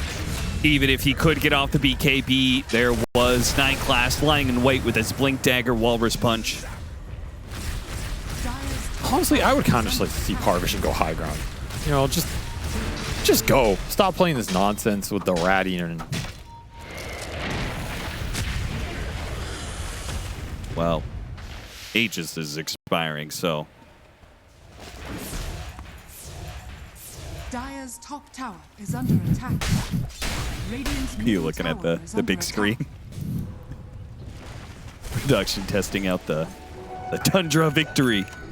But we'll see if that actually comes to fruition here as Satanic takes another tier 2. Does have his Scotty, really pivotal item in this Alc matchup. But Dyrachyo has BKB, so both these carries ready to fight. Just a question of how do you set it up for them. And so far the map is being manipulated a lot by Tundra. So in theory they can choose where the fights happen. But they might be forced into something depending on the Roshan Tormentor spawns. That's probably the best chance for PARIVISION to get the true 5-on-5 on good terms. Because they're just going to be stuck dealing with these lanes for a lot in this game. Or you wish you had a Spear Breaker or something. 9 class sitting on this Tormentor spot. No way the team can get to him. He's just scouting. Yeah, he's going to TP out. So probably smoke here from PARIVISION. Heading towards this bottom Tormentor and try and fight it with the Terrorblade. Again, your opportunities to fight in this game with all of your strength are going to be around those objectives, so you do not want to miss them. Sure. Are they going to be there in time? I don't remember the exact time this Tormentor was killed.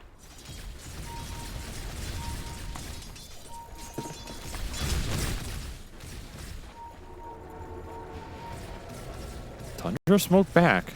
They have a lot of vision to play around with here. 2 wards on this river. They will see everything for this fight. They will plant 33 in front. Smoke's gonna break. Oh, and a Ravage catches the 2 supports. 33 finds his mark, and PARIVISION will be forced to give this up unless they can reset off of buybacks. So the shallow great that goes out, no one. He's gonna get off the Rolling Thunder. He doesn't have much HP to work with, but a little bit of heal. That puts him back in the driver's seat and rolling down after Dyrachyo. Dyrachyo is gonna be bumped once. No one in deep managed to get the blink away just before they can go on. Meanwhile, Ghost Scepter's kiting things out. No one get caught. Way out in the back. His blink could not take him far enough. I just can't lock anything down. Seriously. Trying to burn out the trees, get Satanic back to base. Sunder turn around on 33. More Ghost Scepters going out though. And they just roll through the 2 of them. They're just dodging all the damage Satanic is trying to pump out. Finally though, Satanic's damage does land onto the Tidehunter, now pushing it onto BCM, but there's too many heroes at this point in time. Nice use of the Hurricane Pike, but Dyrachyo can keep back up. Good man to dodge, good Quelling Blade cut, and it's all not enough to get Satanic back home. Dude, when Tundra are outplaying people, it is just disgusting. Like, that is just a disgusting fight. There's no way around it. The amount of times Satanic attempts to hit somebody and is either trying to hit a Decrep target, a Glimmer Cape target, a Blade Mail target, a Ghost Scepter target, somebody TPing out, comes back in. I feel for the guy, man. Yep. It's a carry's worst nightmare. You have all this strength and you can't do shit with it. And just what a jump to start it out. Like 33, you have all the vision, you get both supports in the Ravage, they both die without a grave. You're forced into double support buyback, and you end up dying anyway. The only good kill you got in this was 33, because his Ghost Scepter was on cooldown.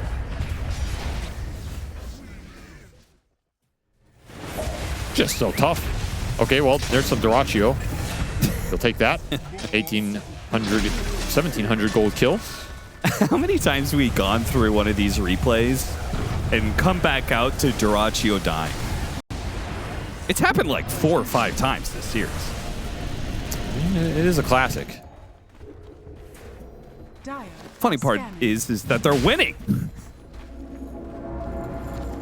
Yeah, they're winning now. They have a decent gold lead. They have so many utility items. It's crazy. You absolutely need nullifiers in this game. PARIVISION are going to get Roshan for that, though. Yeah, their 5-man ball is still strong. I mean, that fight was hard. I think assaulting that Tormentor is just really difficult.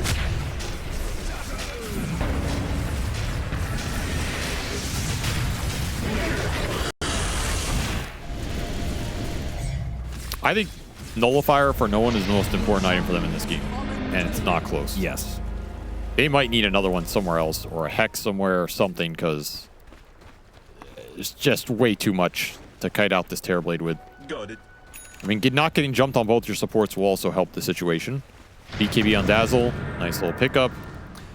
It is an idea. Maybe Dazzle gets one as well because he can use items with his projections. So. Oh boy. That's what I was thinking. Like, who else can even get one in this game? I mean, I just don't think you want to take the slot up on the Terrorblade. Something they have to think about. Because right now, Tundra's just beating them with utility. Now they're going to start to scale up the damage on the Primal, who finished BKB, Bloodthorn done for the Alchemist, Shiva's for the Tide Hunter. That'll give them a lot more sustained damage in the fight. Yeah. Then you'll have other issues, but for now, it's the utility causing you problems. As roll through, they want the Pugna. Missed him. Immediately grabbed with the BKB used by BCM. Stops the roll of no one. And the Shell Grave. Oh, the body of DM. He needs some help. Pops his BKB. Makes a run for it. BCM's there on the other side, though. They'll both die. And now Satanic is left without his utility, trying to put in damage onto BCM. It's not enough by itself. Jirachio's chasing after the backline again. Satanic, what do you do? He gets ravaged pretty casually.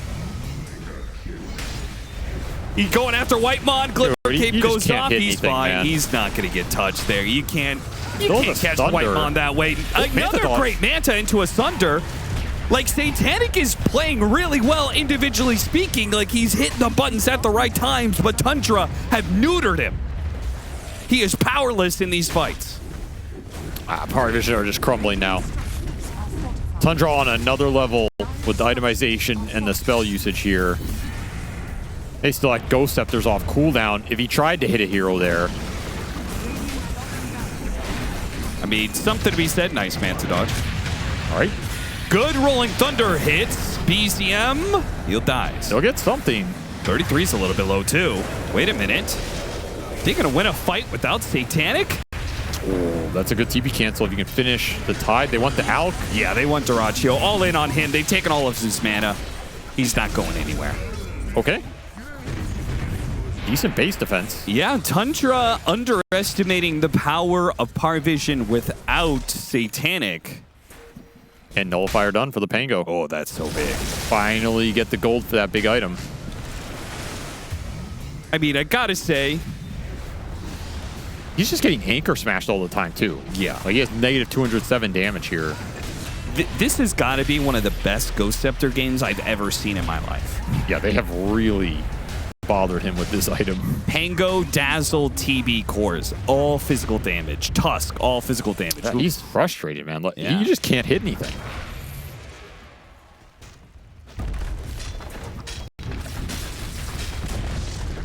Well, hopefully he's a little less frustrated as his team just opened up a big window for them. They got Raxed and turn around and Raxed Tundra right back. Well, there's an Axe Fury on ult. Yeah. Another Root Disarm to add to the list of things Satanic has to deal with. His middle barracks has fallen. Yeah, you got to put this Nullifier to work and just focus targets down and keep a good formation. Oh, they got TP canceled. Oh no. Satanic's coming back in. But 9 class. Grave. Oh, nice Shell Grave. He already used his heals. Actually, do manage to keep the Tusk alive. Ravage goes off last second. 33 still dies, though, and they really didn't get much for that. Meanwhile, they're going after the body of the Dazzle. The Dazzle doesn't have Shell Grave to be able to save his body. Still have meta for a bit. Nullifier on BCM. They're going after him, but the heals. Whitemon. If it's not to Grabify, the illusions are hitting him pretty hard. They managed to get the grab onto the Pango. Still going after Whitemon, though. Can they finish off this Pugna that has been a nuisance the entire time? He drains, he sucks, he keeps himself alive. Now Satanic is going to be left to do nothing but TP out. I mean, that is a very smart TP because that was a sick one. He is just getting perma-sprouted by Soxa. This might be the most annoying game Satanic has ever played in his career. Death by 1,000 utility cuts. And it is PARIVISION who overstayed their welcome in the enemy's base. Do get a lane of Rax. So overall, wasn't the worst exchange, honestly. I think a lane of Rax is worth a couple deaths here just to help you with the map control. Yeah. Like, that's going to feel great to just to have this lane that goes in for you. Oh, they catch Dyrachyo here. Titanic leading the charge. What an opening. What an opening. Oh, what a nice find. Shadow Blade in. Tusk gives you the damage. And the tip return. I told you he wasn't chill. That man was holding on to that for 30 minutes. I don't think 33 cares. Very relaxed tip.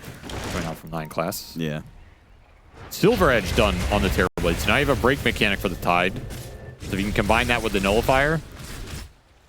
Something Shiva's done for 33 to try and counteract it at the same time. And just a back and forth in terms of the itemization, trying to deal with each other. Satanic will push in mid again. He wants another lane here. Has meta. I feel like he's just trying to frustratingly end the game. I don't want to be here anymore. I don't want to be a part of this game anymore. They have a lead. The lanes are solid for them right now. Bottom lane's going in, but you already lost that, Rax, so you don't really care about it. Yeah. And you'll get another melee barracks here that's huge. Again, just for the map control. Full lane off another Dyrachyo death. Radiant's top Little tower something is under extra. attack. For the effort. And yet Tundra still up 10,000 now. That is the Furion Alchemist effect, but it doesn't feel like the net worth is going to scale as hard here. Yeah. They're really going to have to put work in the fights because all the items that PARIVISION have built are just scaling core items. A lot of items on the side of Tundra are cheap utility-based items, which were great for giving you this lead, but Radiant are scanning. in theory fall off. I say in theory because you have to deal with them, but What do you think Takalis is telling his team right there? it's probably given the orders of who they're going to tip when they win this game. Dire are scanning. I think 9 class already has his target. Smoke on smoke. Into the river. Quick grab of the illusion rune. No one bounces.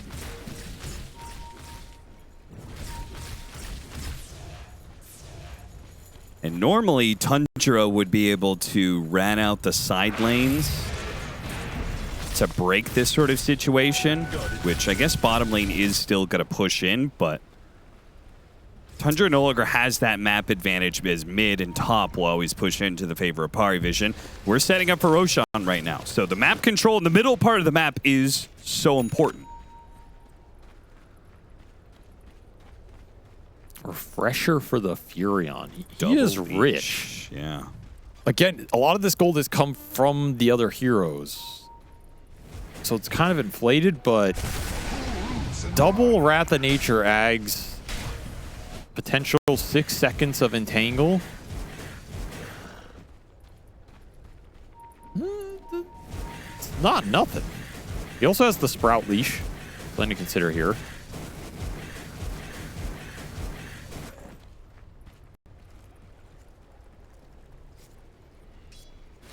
PARIVISION will follow their Terrorblade. The good setup for them is the other 2 lanes are in, which they are right now. They push this 3rd lane. They do not have to worry about the map at all. Just the team fight. And you're threatening Megas here. Once more, Satanic just charges down the lane. It's going to be kind of awkward because Roche is coming up. Kind of doubt you really want to push for Megas. Pretty tempting, though, with how easily you got the other 2 lanes. Smoke is coming in from Tundra. They were expecting the push and were looking for the flank. But will be left hanging. Look at Waimon charging forward, man. Yeah, they're expecting them to be sieging right now. And they are nowhere close to that. So this will be a wasted smoke for Tundra. As PARIVISION maneuver to the river and get rewarded with an amp damage rune for Satanic. Okay, maybe now you take a fight. Yeah, now you can be a bit more aggressive.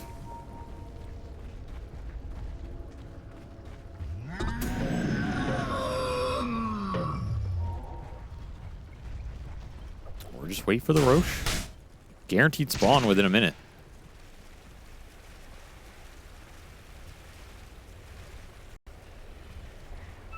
Satanic says, I can wait. Die.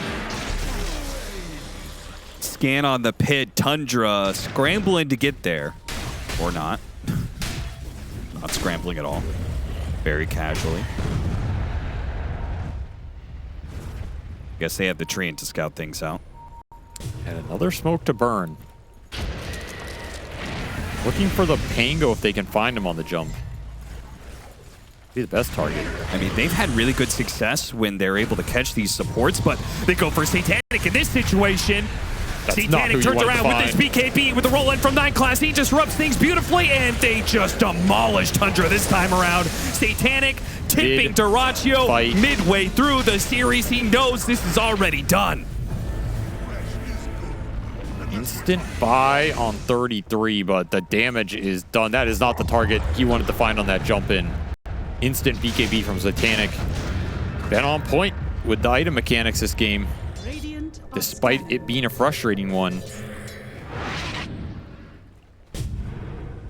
Not going Roche, just walking for Megas here. Meta's gonna wear out. Yeah, you're gonna have a few seconds to be able to use this. See if they can get Megas on it. But yeah, that Rolling Thunder was... He hits the Nullifier onto Whitemon too, so Whitemon's chain stunned, quickly killed. Yeah, perfect team fight from no one. Exactly what you want this Pango to do. See if Satanic overstays his welcome. No meta. Night Class instantly jumps for the Nature's Prophet, but Satanic focuses on BZM, has that kill well in the bag. Ice Path given a little space there to back out from the buyback used by BZM. Refresher used on the Prophet. There's another Wrath of Nature available. It'll hit him. Looks like Soxta actually TP'd into the back lines. BZM follows that up. Ducaz is already dead. Buyback and TPing into the outpost, though. Tundra need to be able to reset once again. No one's trying to not let them do so, though, with a refresh and another Rolling Thunder bouncing around, limiting BZM's ability to retreat. But the team didn't want to follow it up. No one now gets caught. BZM gets a grab onto him, stopping the Rolling Thunder just outside the base. They kill him, and a dieback on Ducaz as well. Cost them a lot of buybacks here, though. It's Soxta. He's going to TP forward, see if he can grab even more. Oh, Pari Vision, Pari Vision, Pari Vision. This was... It felt like they were so close to being able to win the game, but now Tundra are going to push forward, and there's no buyback. They know there's no buyback on the Jakiro, but there's also no buyback on no one. Do you go Roche? Do you try and gamble on a game end here? You just committed 4 buys. You could have Dyrachyo's back available here, but he can't have buyback and bots. They take the outpost for him. They ping Roche, though. Yeah. PARIVISION are going to have a chance to respawn, but now you lose that Roshan. That's a refresher shard Roshan. Potentially double Ravage here. Big gift to give away.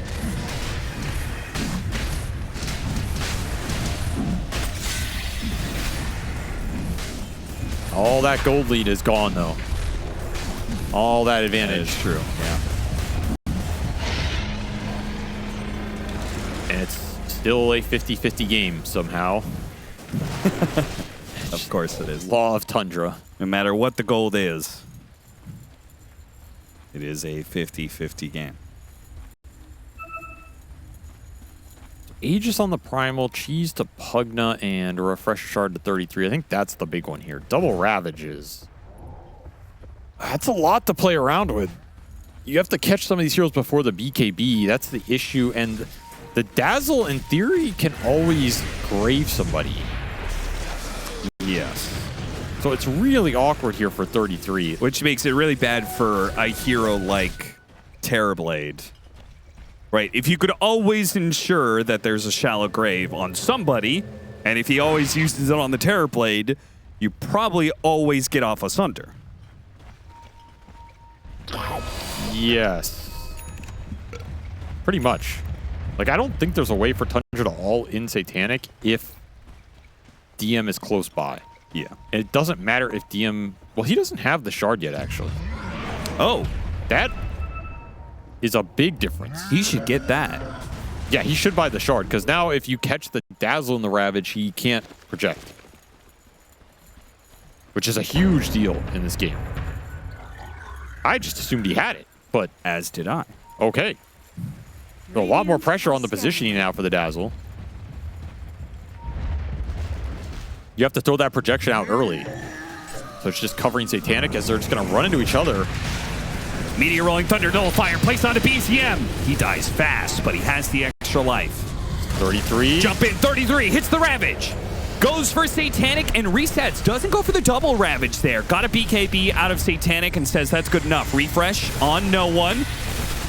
Controlled up though. He managed to get the roll up. Now rolling thunder. It's going to opt for that one. Night Class does get blown up, but he managed to get a buyback out, and he's coming back to try and help out Satanic. Put damage on these heroes. DeCall is going to be run down. Meanwhile, no buyback for him. And Tundra know it too. It's a 4 versus 5. Buyback force from the Tuskar. None available for the Jakiro. Tundra win another team fight. Despite no one disrupting the backline, 33 found a shield rune. Did not pop that refresher shard. Still holding on to it here. They're just grinding them out in these fights. Level 25 online for BZM as well. He's doing a lot more damage. That's the extra melee range from the monocle as well. Yeah. 33 in the base. Nullifier and broken. He's taking a lot of damage. Yeah, he is. Holy cow. You gotta respect that. No meta for 47 here. Got a grab onto Satanic. They still have a second Ravage they can use as well. The Shallowgrave comes down. He sounds up for a little while trying to get out the Sunder. It doesn't actually heal up the Lotus. It bounced it back. He didn't get much of a heal at all. It doesn't look like they're able to finish him off though. 33 couldn't find him. Did refresh for that Ravage, but out of range. Another Sunder used. He's got the cooldown. That was dieback on the Tuskar though. So how much do you commit here if you're Tundra? You could go for the throat. I mean, there's still tier 2s up at the top lane. If they're going, they have to go tier 4s. Glimmer 33 looking for the Ravage. He's a lot of heroes. I just don't see how. You have to go together. That's the thing. Dyrachyo did not have ult. The jump has to be with everybody at the same time. Otherwise, this Ravage does not count for much. We're going to backdoor tier 2. Put pressure on the Megas here. Smart decision. Make Pari Vision go into you. Yeah. There is currently a block of cheese running on Dyrachyo as well. Gonna try and jump him here. Oh, Rabbit Rolling Thunder, faded. he's taking so much damage, he's gone. Can you win this fight without the Alk? I think the Alk is most of your damage at this point in time. 33, he still has that Ravage, but he's probably just gonna hold on to it. There's no winning this situation. No buybacks. Satanic, big damage with those Daedalus hits. And Pari Vision, will they be bold enough to just head down the lane? They know You know the Tide has no buy. that the Tide has no buyback, yeah. Don't know about the Alchemist, who pooled in Ags to the Primal, so that's where all his gold went. Primal's strong, man. No one, he can't afford to get picked off like this. Oh no! Now the Shallowgrave might come in time. BKB activated by DM to make sure he gets off the Shallowgrave. Some heals placed onto him. The rocks are not enough. Too many heals. Too much save. And now no one with a sliver of HP is going to go back into play, get another nullifier onto Whitemon. Woo! 2-shot. Goodbye. Bold move from Tundra to try and stall at this push. Doesn't work. Cost them the Pugna. Has buyback in 40 seconds. The buyback for Tide is up. Yep, his came off cooldown. Dire's bottom barracks are under attack. Window's very tight here for Pari Vision. Have to make decisive decisions. They will get the Megas. Dire's bottom barracks. Now do you want the throne? No meta for 15 seconds as Satanic will call it quits. Honestly, the right call. They have a lot of gold in the bank. Satanic has 8,600, for example. Pretty decent amount. 6,000 on the Dazzle. 5,500 on the Pangolier. Yeah, I'd say there's quite a bit of gold to spend here. Could get some hexes, you can get some more DPS, more saves. It's going to be Ags plus the Synth for Satanic here. Duraccio says it's time to all in for Divine Rapier. You're up against Megas. Yeah, that's probably the right time to go for it. I think the only way you really win fights on Tundra are these jumps. Like, BZM can go in and cause some chaos, but the Tide and the Alk have to jump targets together and burst them down before a Grave can come out. That is what this Divine is designed to do. Dire are scanning. And he's going to buy Moon Shard with it, I guess. Just go all in on attack speed plus damage. Pretty janky 6 slots right now, but could get the job done, I guess. Yeah, maybe. Buybacks are available for PARIVISION, though. This is the problem for Tundra. Like, you're all inning, but you're doing it into 9 lives right now and a bunch of saves. And Your push base is getting hit. mid at top. They have to back. There's no way. Yeah, PARIVISION's position in this game is very stable. Hugging a blast on the wave does reveal positioning. Dire's middle tower is under attack. They're out.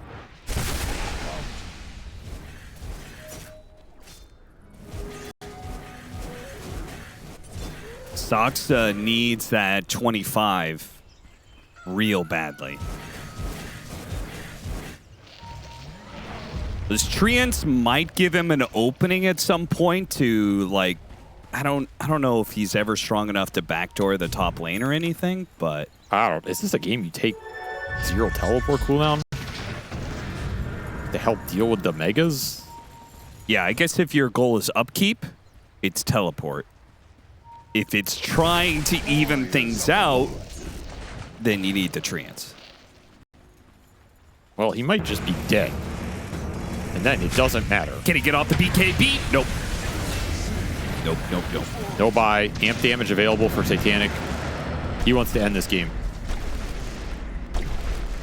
You have every advantage in the world. A 4 versus 5, a double damage. There He doesn't want to end the game. He does want to end the game. Nothing to stop you. And yet, Pari Vision, Radiant back. are They scanning. question themselves. They need Rosh, it seems. Or not. Make up your mind.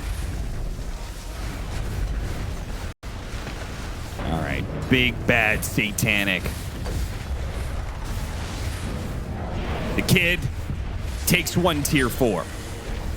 Tundra have to put a stop to him somehow, but with Lotuses and a lot of backup, they can't all in on him. They know that. They're just trying to fish for a response from PARIVISION. PARIVISION's slow to do anything. They know Satanic has this well in hand. All they use is the Nothel projection. Yeah, I think it only has like a 20-second downtime. Your ability to abuse that is very limited. Duraccio does finish his Moon Shard on the bottom lane during all that. Significant amount of attack speed boost for this Divine. It's back for Rosh.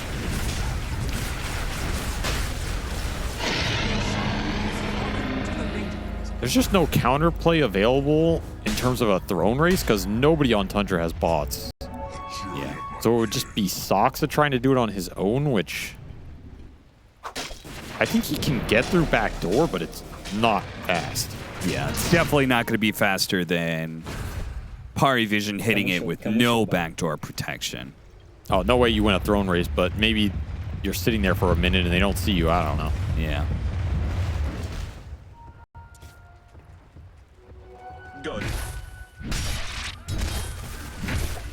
You definitely have a lot of TP cancel.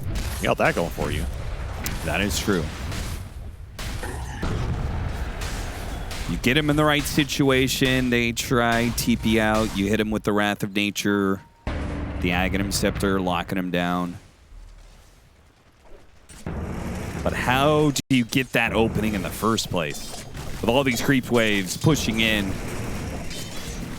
Rolling Thunder going to be used to go after BZM once again with a Terror Wave on out. They've got lots of chain disabled. The Lotus protects him though. He's going to be snowballed, pulled back in Duraccio deep. in, he's melted him. Backwards Satanic. He gets a little bit low, but he managed to get off the shallow grave, and now Duraccio is the one who almost managed to get off the Manta, destroying some of those attacks. BZM, he can't do that though. He dies. Satanic still low though. killed by White Mon. 33's just running after him. There goes the save. So no more Shallow Grave to help out Satanic. He refreshed another Terror Wave. Sunder brings Dyrachyo low. And now the execution. It'll come. Dead. Divine Rapier on the deck. Tundra back to their fountain, but without their carry. Massive saves going into this Terrorblade. He almost dies twice there. But that Sunder cooldown talent coming in clutch. Buyback out of DM, buyback out of BZM. Divine Rapier lost for Dyrachyo. He is a shell of his former self. Yeah, I mean, who's going to do the damage anymore? White Mon, I guess, man. That was the only thing killing the Terrorblades. Yeah, that's true. This suck. No joke. Dyer's crook. 33 tries. All he can do is bring a fight position to half HP. Now BCM's following it up, gets the grab on a Satanic. 9 class quick to cancel that with the snowball. Rolling Thunder starts hitting some of those heroes in the back line. White Mon doesn't get his opportunity to do all the stuff. He's just trying to focus on saves right now. Can only save one of them though.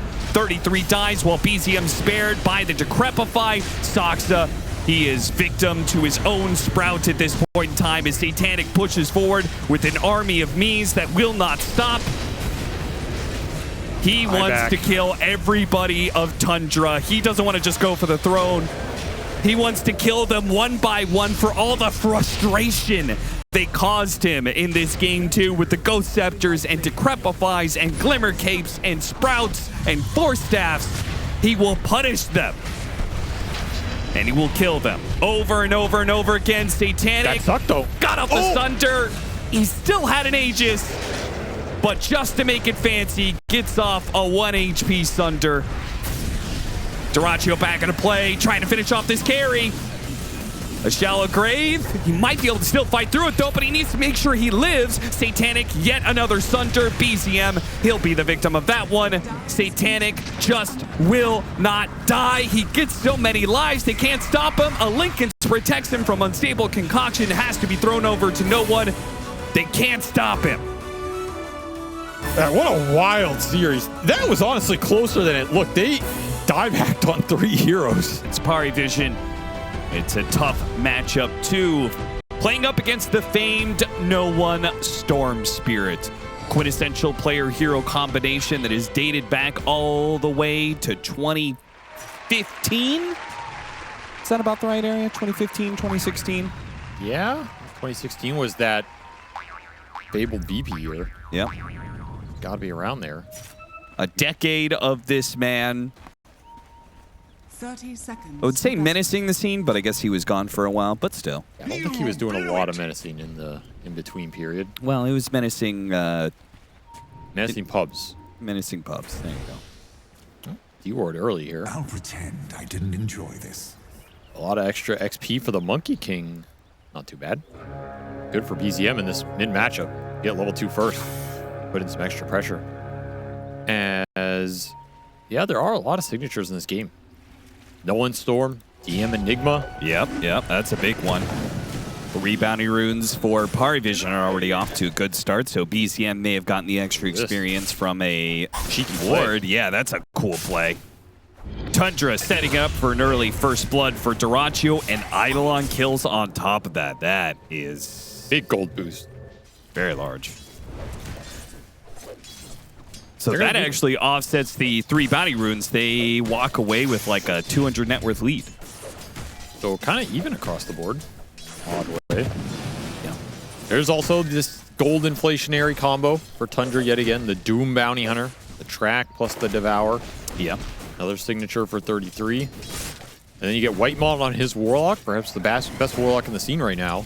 And Dyrachyo on his PA, maybe the best PA in the scene right now. Yeah.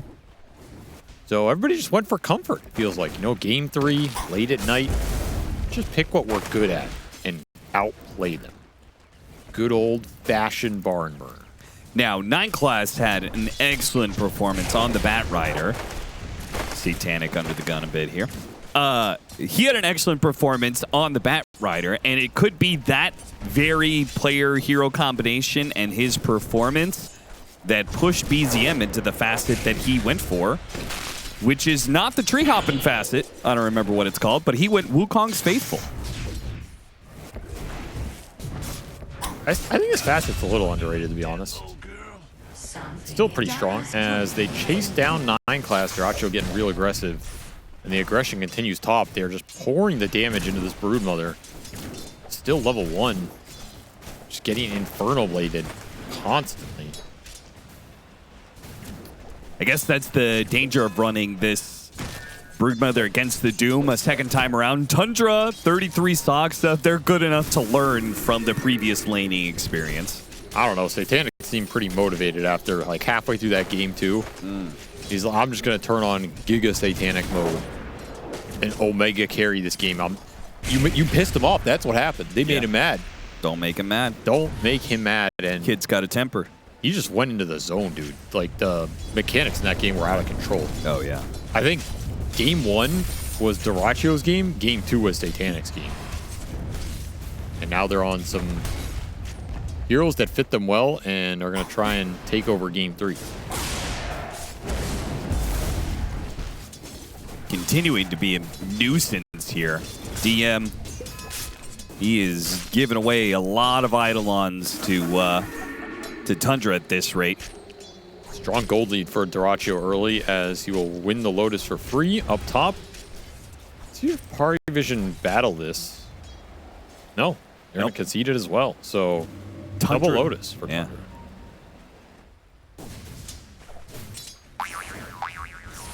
Really good CS for BZM in the mid lane. 17 and 6.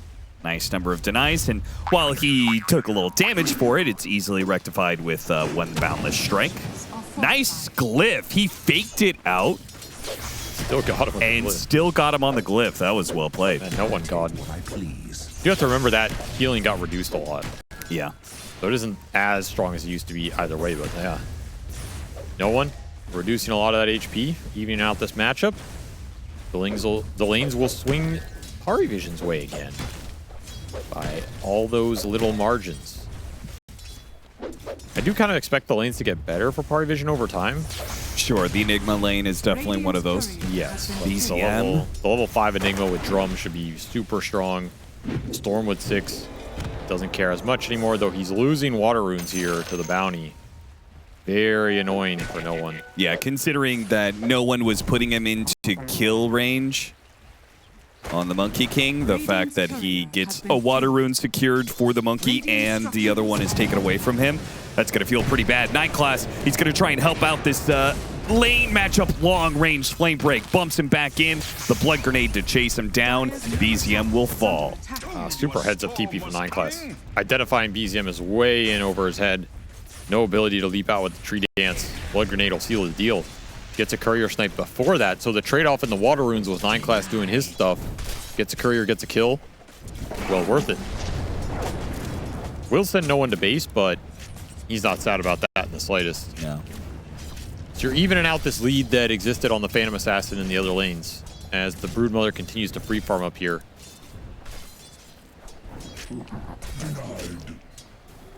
DM opting to forfeit the lane to hit neutrals a little bit. I wonder if this hard camp being close by is actually beneficial to this hero as opposed to the Ancients. Probably pretty nice. I mean, ideally, I think you want to just stay on the lane with this hero, so... Sure. This isn't where he wants to be, but felt the pressure of all that extra gold on the PA early with the first blood and all. Yeah, and the Bat Rider having to rotate mid, he says, okay. Yeah, the worst case scenario is you feed another kill down there, just getting run down. Better safe than sorry. This isn't that inefficient for the Enigma, it's just not exerting pressure on the map. Sure. Yeah, Soxa scouting, no one in the jungle, trying to get his level 6, but his XP's getting leached out here. Yeah, that's really annoying.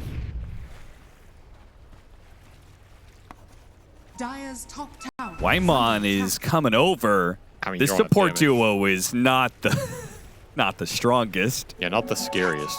Radiant are scanning. Could be annoying, but Dire's middle I mean, what tower is Whitemon under looking attack. for? Is it just like the Monkey King connection? The Storm's not 6, so if he walks into range, the Monkey will leap on him. He'll get the kill. Trying to zone him out, maybe? Nice but dust. Speed. Soxa. He's spotted by a sentry, slowed down by a dust. Not enough damage, though. PARIVISION not bringing quite enough heroes to take advantage of the situation. Everybody Dire's mid, middle huh? tower is under attack. No rune to get.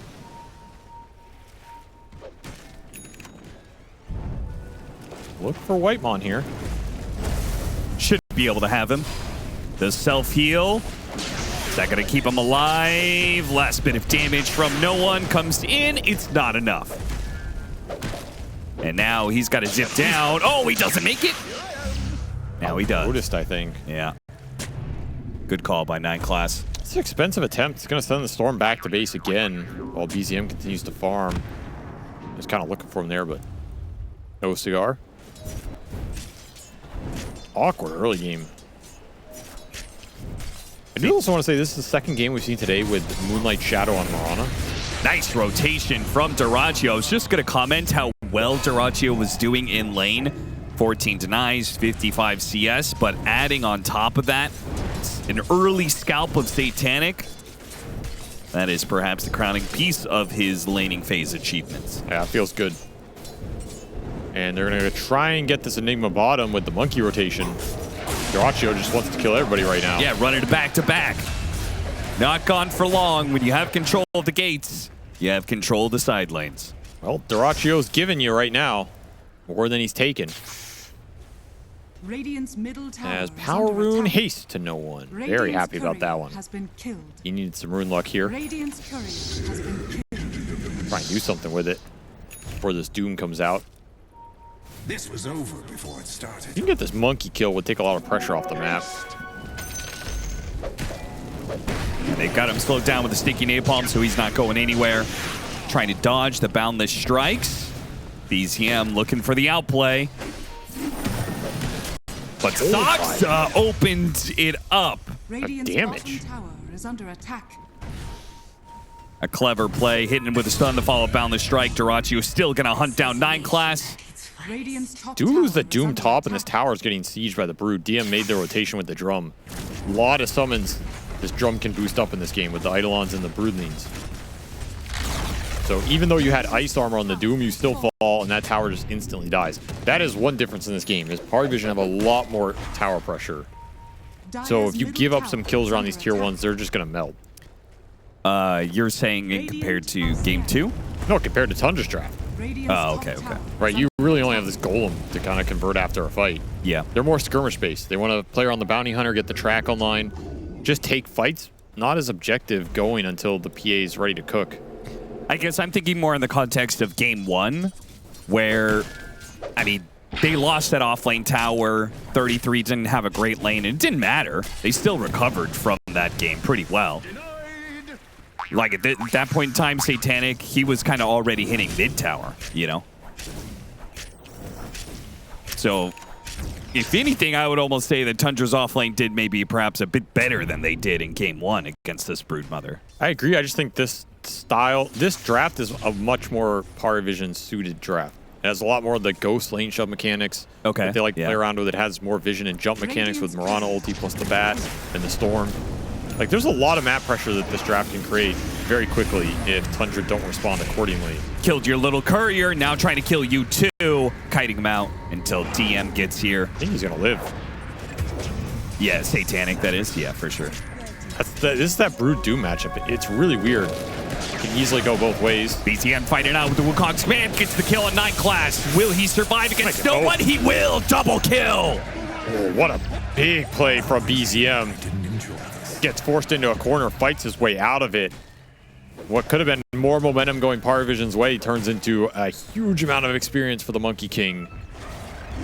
Talking about the show that he brings with the Invoker. This time he brought his own audience. The Wukong's command gets the outnumber. The 1v2 turns to 12v2. I mean, I think PARIVISION are stronger in all these skirmishes if they bring numbers or they bring the summons to the fight. This one just kind of didn't have either. Like, your bat was already dying in the Wukong. Yeah. It's an unnecessary error in a way, right? An unforced error. Yeah. It's PARIVISION trying to make the play, and giving space to Tundra is a dangerous thing to do, as we've seen in this series. I expect more consolidated moves out of PARIVISION centered around these tier 1s. Like, put the drum to use. Give space to the Broodmother. You have Moonlight Shadow available too. You have a Bat Rider who can go over cliffs. Got to use these mechanics to your advantage instead of just going head on. And trying to abuse the fact that the Doom is not going to be as active as this Enigma for a while.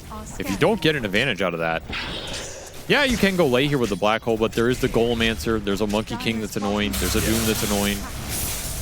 Trying again on BZM. Arrow slips on by Decisive. Another missed attempt. Yeah. You get a nice rune, but this Brood's ready to backstab mid. If you get a good kill here, that move can happen really quickly.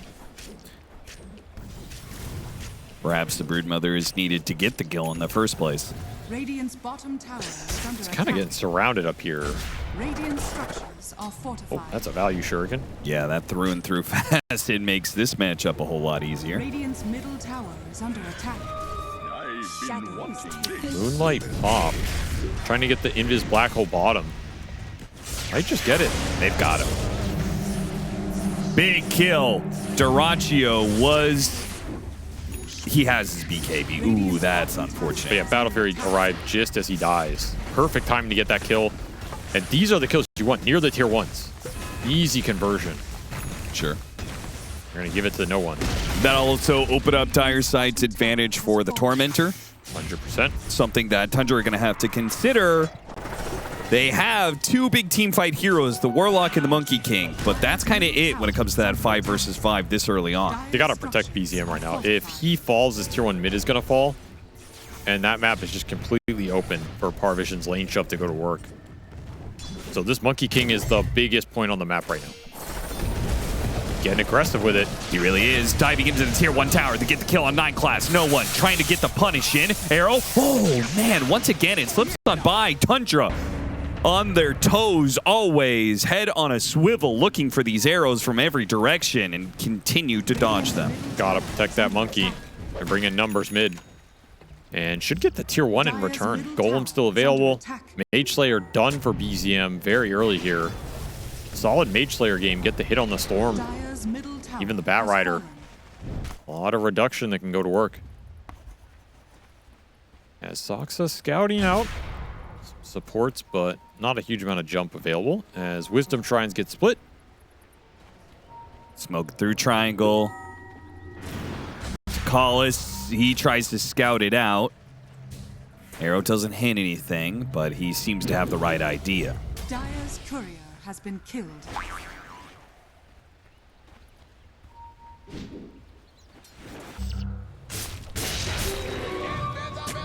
Tundra up 2K.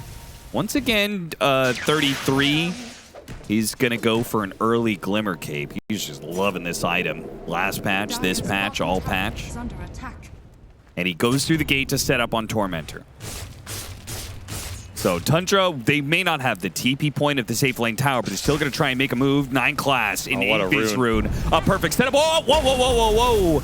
He jumped in, dodging the lasso inadvertently, but also killing himself in the process. Tundra immediately see that and go, okay, Tormentor time, I guess. That's such a Dyrachyo moment. Yeah.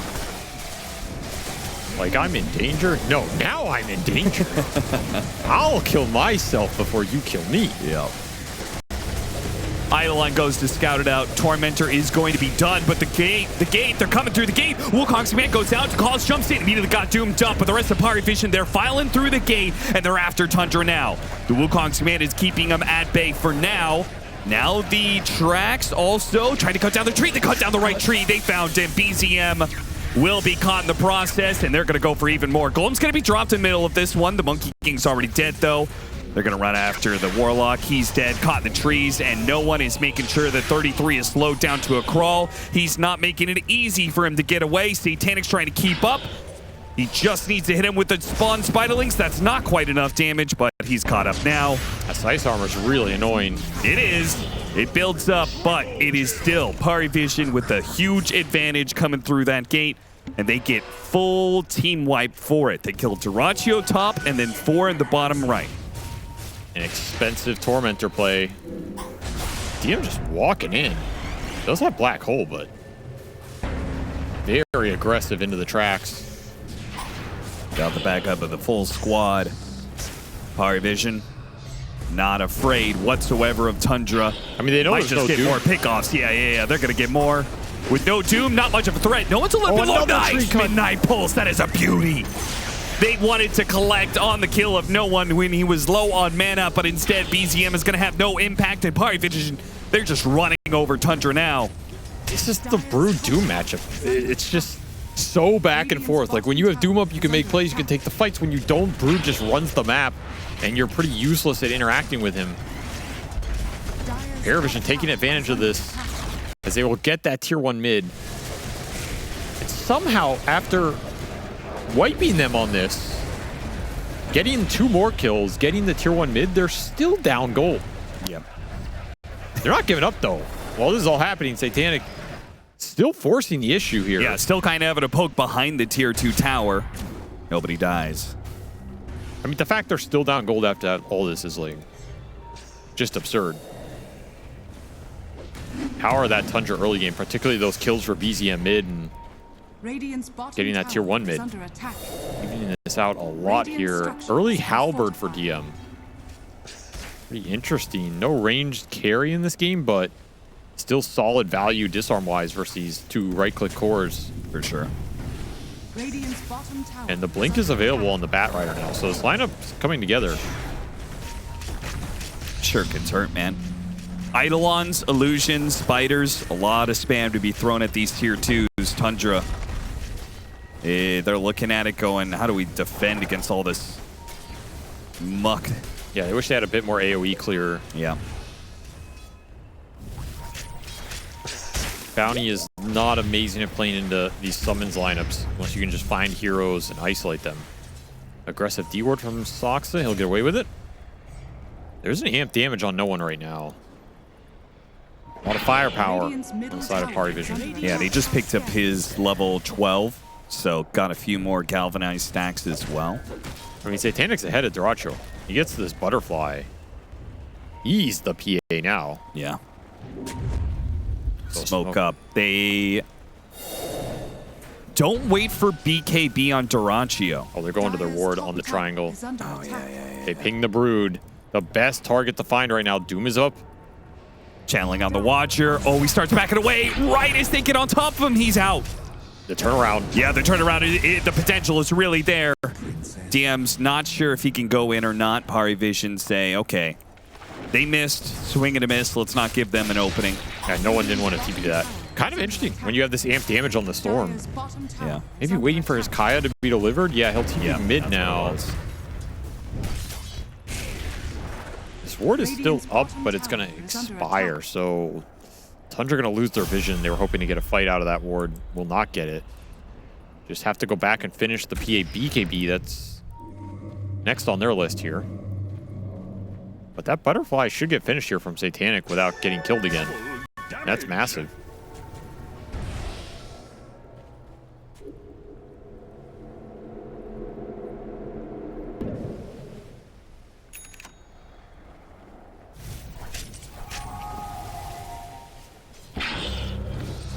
Oh, no one wants double power. He says, I need 2. Take the fight. He has amp damage running and a regen in the pocket. BCM. Yes, TP out. Okay. Big jump. Not early enough. That's okay. Regen rune and amp damage rune running, so It's true. no harm, no foul. They did send both BZM and Whitemon back to base, so more map control for PARIVISION. Still don't have a lead. Yeah, somehow, despite controlling like 70% of the map, It feels like they should have a lead, Is but under attack. the supports on Tundra are rich. There's a full Orchid on this Bounty Hunter. Level 9 for Whitemon. Gotta be careful of that Orchid if you're no one. Moonlight Shadow pop. Maybe just trying to look on one of these side lanes for pickoff. Will not land. Tundra are very grouped right now. PA BKB is available if they want to force the fight. And you do have the blink on the Doom with Doom off cooldown. Generally a signal to smoke it up and look for something here. same time, the bottom lane is still pushing in. They took the tier 2. Siege Wagon Wave almost going to the base. And while you respond, Satanic's already on to the next step in this game, which is Roshan with the butterfly completed. Aegis would be massive here, particularly if you can put it on this Storm Spirit. You could just play so aggressive into the Doom. 33, he does not want to let it go. Oh, we got Flame Break back into a lasso. They're just going to all in, and what they've a got hole. the Doom to be able to catch 33. Now, the golem was instantly dropped. Great play from Whitemon, but it's not enough to change the fate of Duraccio. No, that was a good black hole. That's one of those black holes that only has to last a second and a half. Yeah. Is it enough to stop the Roshan? I guess Satanic has to go base. Doom did get dropped, though, so you have to imagine Parivision just heal up and then head straight back out here. Especially if no one can find more. And it stalks it. Wait, Orchid. Nice arrow. Dakalis lands that one. Wukong's command goes out. TM's going to take a bit of damage for that one. Stoxa still trying to get away. Stop the TP. No one. Not just going for one support. He goes for the core. The bigger bounty is there in BZM. They stop the TP and he will die underneath his Wukong's command. Not much that Tundra can do to save him. Very well played from Parivision. Kiting out these big ults. Reset the fight. Go back in. The Wukong's just not good enough positioning-wise here. You don't really catch anybody in it. And you have a lot of mobility on the side of Parivision. Everybody's on the outskirt. You jump back in, cancel the TP. Easy team fight for no one. And Aegis to Satanic over the Storm.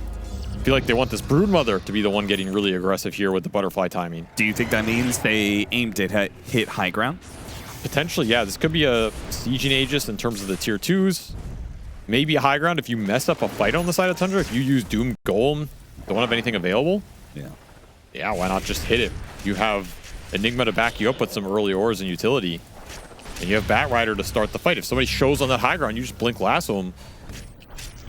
Not a bad fight. Nightclaw's going to look for that lasso right now. Bottom lane, the smoke push forward. If anybody shows on this high ground, Nightclaw is quick to pounce on him. Tundra. Dangerous point in this game for Tundra right now. Yeah, they're not giving anything up, it looks like. They recognize the danger, perhaps. Soxa on a sentry. Got Soxa. Not inside the base. Got him on a sentry outside the base. The outcome is still the same. Parivision, quick to take advantage of it. Hit the tier 3. Very early high ground to deal with. Generally something these Doom lineups can suffer against. The pace here. Yeah, and something that hard carries like PA also have a bit of a blind side to. Yeah, you don't have a damage. You have Battle Fury BKB. And you're playing into Halberd, you're playing into Solar Crest. Playing into an early butterfly. How does he jump Satanic? How does he do the damage if he's got missing arrow. all of his attacks? It's Duraccio hit by an arrow and dead. God. Oh, God. Wukong's man goes out. That's their only hope because both their other cores are dead, and no one says you blew it.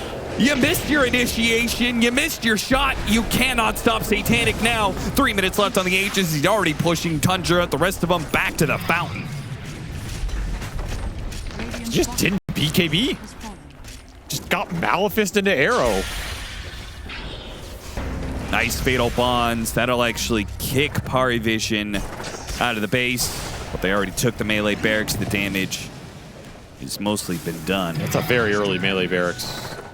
Shurikens are actually doing a lot here. They're adding up, but Satanic is already healed up. Warlock Golem going to be dropped on him, but Satanic is healed back up to full and will just eat up those two supports. Satanic is cooking them right now. 9-1 and 8 on this Brood. 240 CS. Almost level 18. Still has Aegis for 230. This early butterfly timing, nobody is man fighting him. You don't have a chance. And Aegis prevents you dooming him. Talked about Tundra learning from the laning phase matchup of Doom versus Broodmother and doing things maybe a little bit better, but seems like Satanic was the one who learned from game 1. Kept the momentum going in this one. This is how he wants this matchup to look like. Yeah. Super fast paced, abuse every Doom cooldown, get objectives, get Aegises. Don't give this Doom an easy target into this hero that is otherwise pushing you, picking up the pace, winning the team fights. You're now up 10k. You have a BKB on the Brood now. Pari Vision getting everything they want with this lineup. And you're looking at the 5v5 from Tundra to try and come back. Radiant's top tower is under attack. Not looking amazing right now. To me, it's super dependent on this Wukong. Like, BZM has to show up big time in this game right now because you just don't have enough damage to win the overall fight, even if you focus one hero down with Doom plus Golem or whatever. Sure. Radiant are scanning. It's a lot of HP to get through. Just gonna send everybody through the gate with this quick little smoke. You have Moonlight Shadow available as well. Look for the pickoff here. Another kill on Dyrachyo could just blow this game completely open. Tundra seem ready for it. Yeah, they seem like they want to fight on maybe some sort of high ground ward situation here. Breaks a bit of the smoke, missing the boundless strike. Ducalis has an opportunity, doesn't make it over the cliff. He's out of leaf charges, got an Orchid onto no one, but he had an illusion rune in his bottle. Quickly dispels that and gets out before the Doom can go out. Now 33 is dead without using that Doom. He buys back, but he's going to get to this fight far too late. Dyrachyo's back in, trying to finish off DM, but Force Staff gets him up. No, he's still chased down by Dyrachyo, but Dyrachyo, BKB up, now commits inside the pit to be able to get no one. The second time around on the Doom, it does connect. 33, though, he can't deal with Satanic. So, a rampage. First, there's a dieback on 33. I didn't even notice he bought back in that fight. Yeah. So both carries wiped the enemy team, but one clearly came out a bit happier with the situation, and the damage was way more intense. Satanic was just cleaning house on the back line of that fight. Just ran everybody down. 14-1. Absolutely no answer for this Broodmother. And this start is just incredibly awkward. You try and Doom the Storm, he has an illusion rune. Super frustrating. The Wukong is solid, but you can't fight the Brood in it, so ultimately you just die.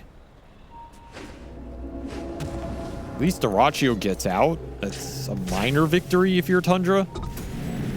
And they had a solid game plan, which was kite the Brood. He might not get out the next time, though. NKB is on its way to Satanic. Dude, he is just playing at an insane pace. Is this too fast? He doesn't have BKB. They catch him while it's on cooldown. They got that timing really nicely, and that's 2,000 gold into Tundra, 1,100 of which is to Dyrachyo's coffers. That's a massive misstep in this game. A completely unnecessary push.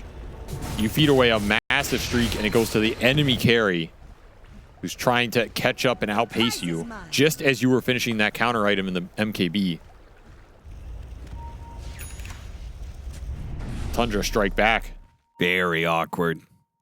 I mean, that's the danger of playing such a fast game, right? Sometimes you get too aggressive, you slip over your own feet,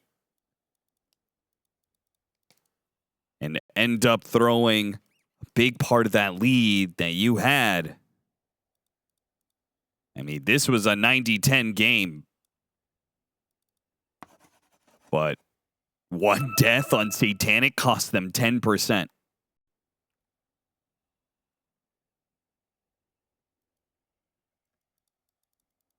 Level 20 for the Phantom Assassin now. On top of all that gold, it's a big injection.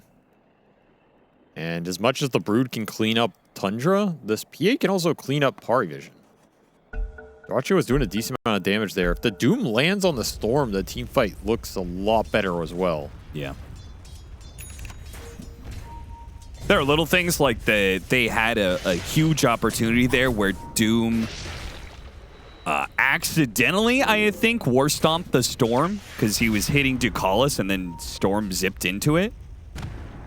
But then the fact that he had Illusion Rune gets rid of the Orchid, he zips out before the first attempt at Doom hits him. Yeah, that Illusion Rune was Providence right there. It really was. But it continues a problem for Tundra, which is how do you catch this Storm Spirit? Because they can't deal with the Broodmother straight up. They gotta try and get these other heroes out of the equation first. It's just a lot of auras building up on the side of PARIVISION. There's full solar mech done on Ducalis.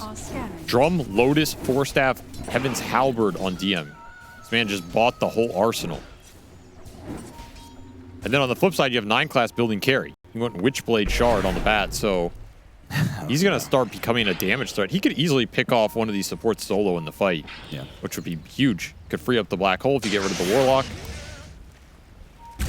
They're hunting. They found 33. Could be final 33. Tries to blink and Glimmer Cape and TP out. It's all not enough. Remember, he has no buy here. Yep. 45 seconds, no doom. You can push in mid and go for another lane if you want. Still have that lasso available. Shield rune on no one as well. There's only one buyback here for Tundra. It's Soxa. Oh my god! That is the Warlock Golems in play. You gotta be careful with that. That shard, it can destroy Broodmother if she's sitting with spiders. Dude, if he had died there. Oh my god. That would have been so funny, man. Oh my god. What was that? Dire's bottom tower is under That was attack. a literal jump scare. Tundra weren't even ready for that. No. Because No, they could have weren't. dropped anything there. He's dead. Yeah. One boundless strike, one jump from Duraccio. Damn. Well, I need a replay of that. I gotta see that again, man. don't think that you're going to get a second chance at that. Satanic's not going to run his spiders up the high ground like that again. That was a one-shot opportunity right there.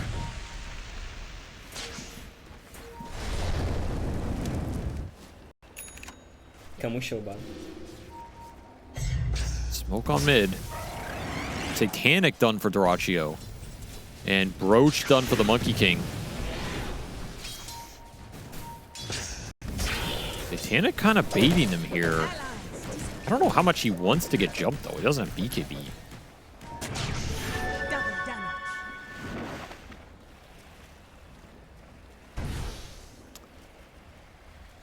Moonlight Shadow gone, so Vision Tool that Tundra don't have to deal with here. Game of Patience. Who's going to get frustrated and push out that little bit far enough to get initiated on?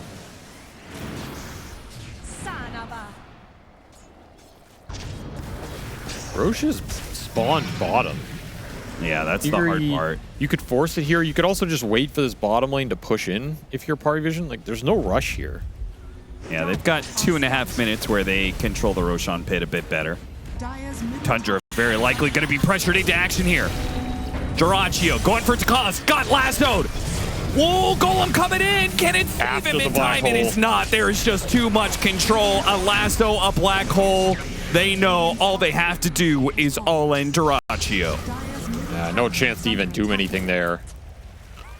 I don't know. I don't like this PA going in first because I think you're just going to lasso him, and then the fight's really awkward. You don't want to drop other big ults because this black hole's waiting in the background, but at the same time, this PA is just dying to the Brood. Can't man-fight him. Good positioning there from Pari Vision in general. Putting Ducalis on that high ground. Like, who cares if this Mirana dies, right? It's going to bait all the vision. You're going to see something to jump with this Bat Rider. Full Parasma done for 9 class, by the way. He does a lot of damage, man. Yeah, it's significant. You're buffing up that Storm DPS too. I even get 33 here. 33. He's just going to be constantly hit by damage. No opportunity to get a blink away. Game is starting to slip away from Tundra's grasp. They are going to need one humongous team fight to come back into this Aegis Brood, who's not going to put the spiders on himself again. No. Radiant's middle barracks are under attack. Just a few spiders. Got Basher waiting in the backpack, too rich for his own good. He sets the spiders off to die. Zip in. Constock says he was trying to set up and the Midnight Pulse to stop EZM. This is just looking over, Avery. Yeah, this is... may not even get that last gusto of a fight. Yeah. Don't even have Golem available. There's a tier 2 standing top. EZM frustrated with that one. Knew that he was playing with fire, getting that close to the Enigma. I mean, it's just too much pressure on him in this game. He has to land some crazy Wukong for them to win the fight. Grab back onto Duraccio once again, just all landing on this guy. Lasso goes out. This time, no black hole, but they still have the damage. So much. Night Class just does so much himself. You throw in Satanic on top of that one, and look at him. He doesn't even care about the Wukong's command. He will take out the Monkey King. He's just taking everybody. He takes everybody to town. Man, that Broodmother did some work. Satanic. I feel like somewhere in that game, too, he just got locked in. And that series was over. Satanic took it over, man. He's like, I'm not losing this series. I'm going to be nice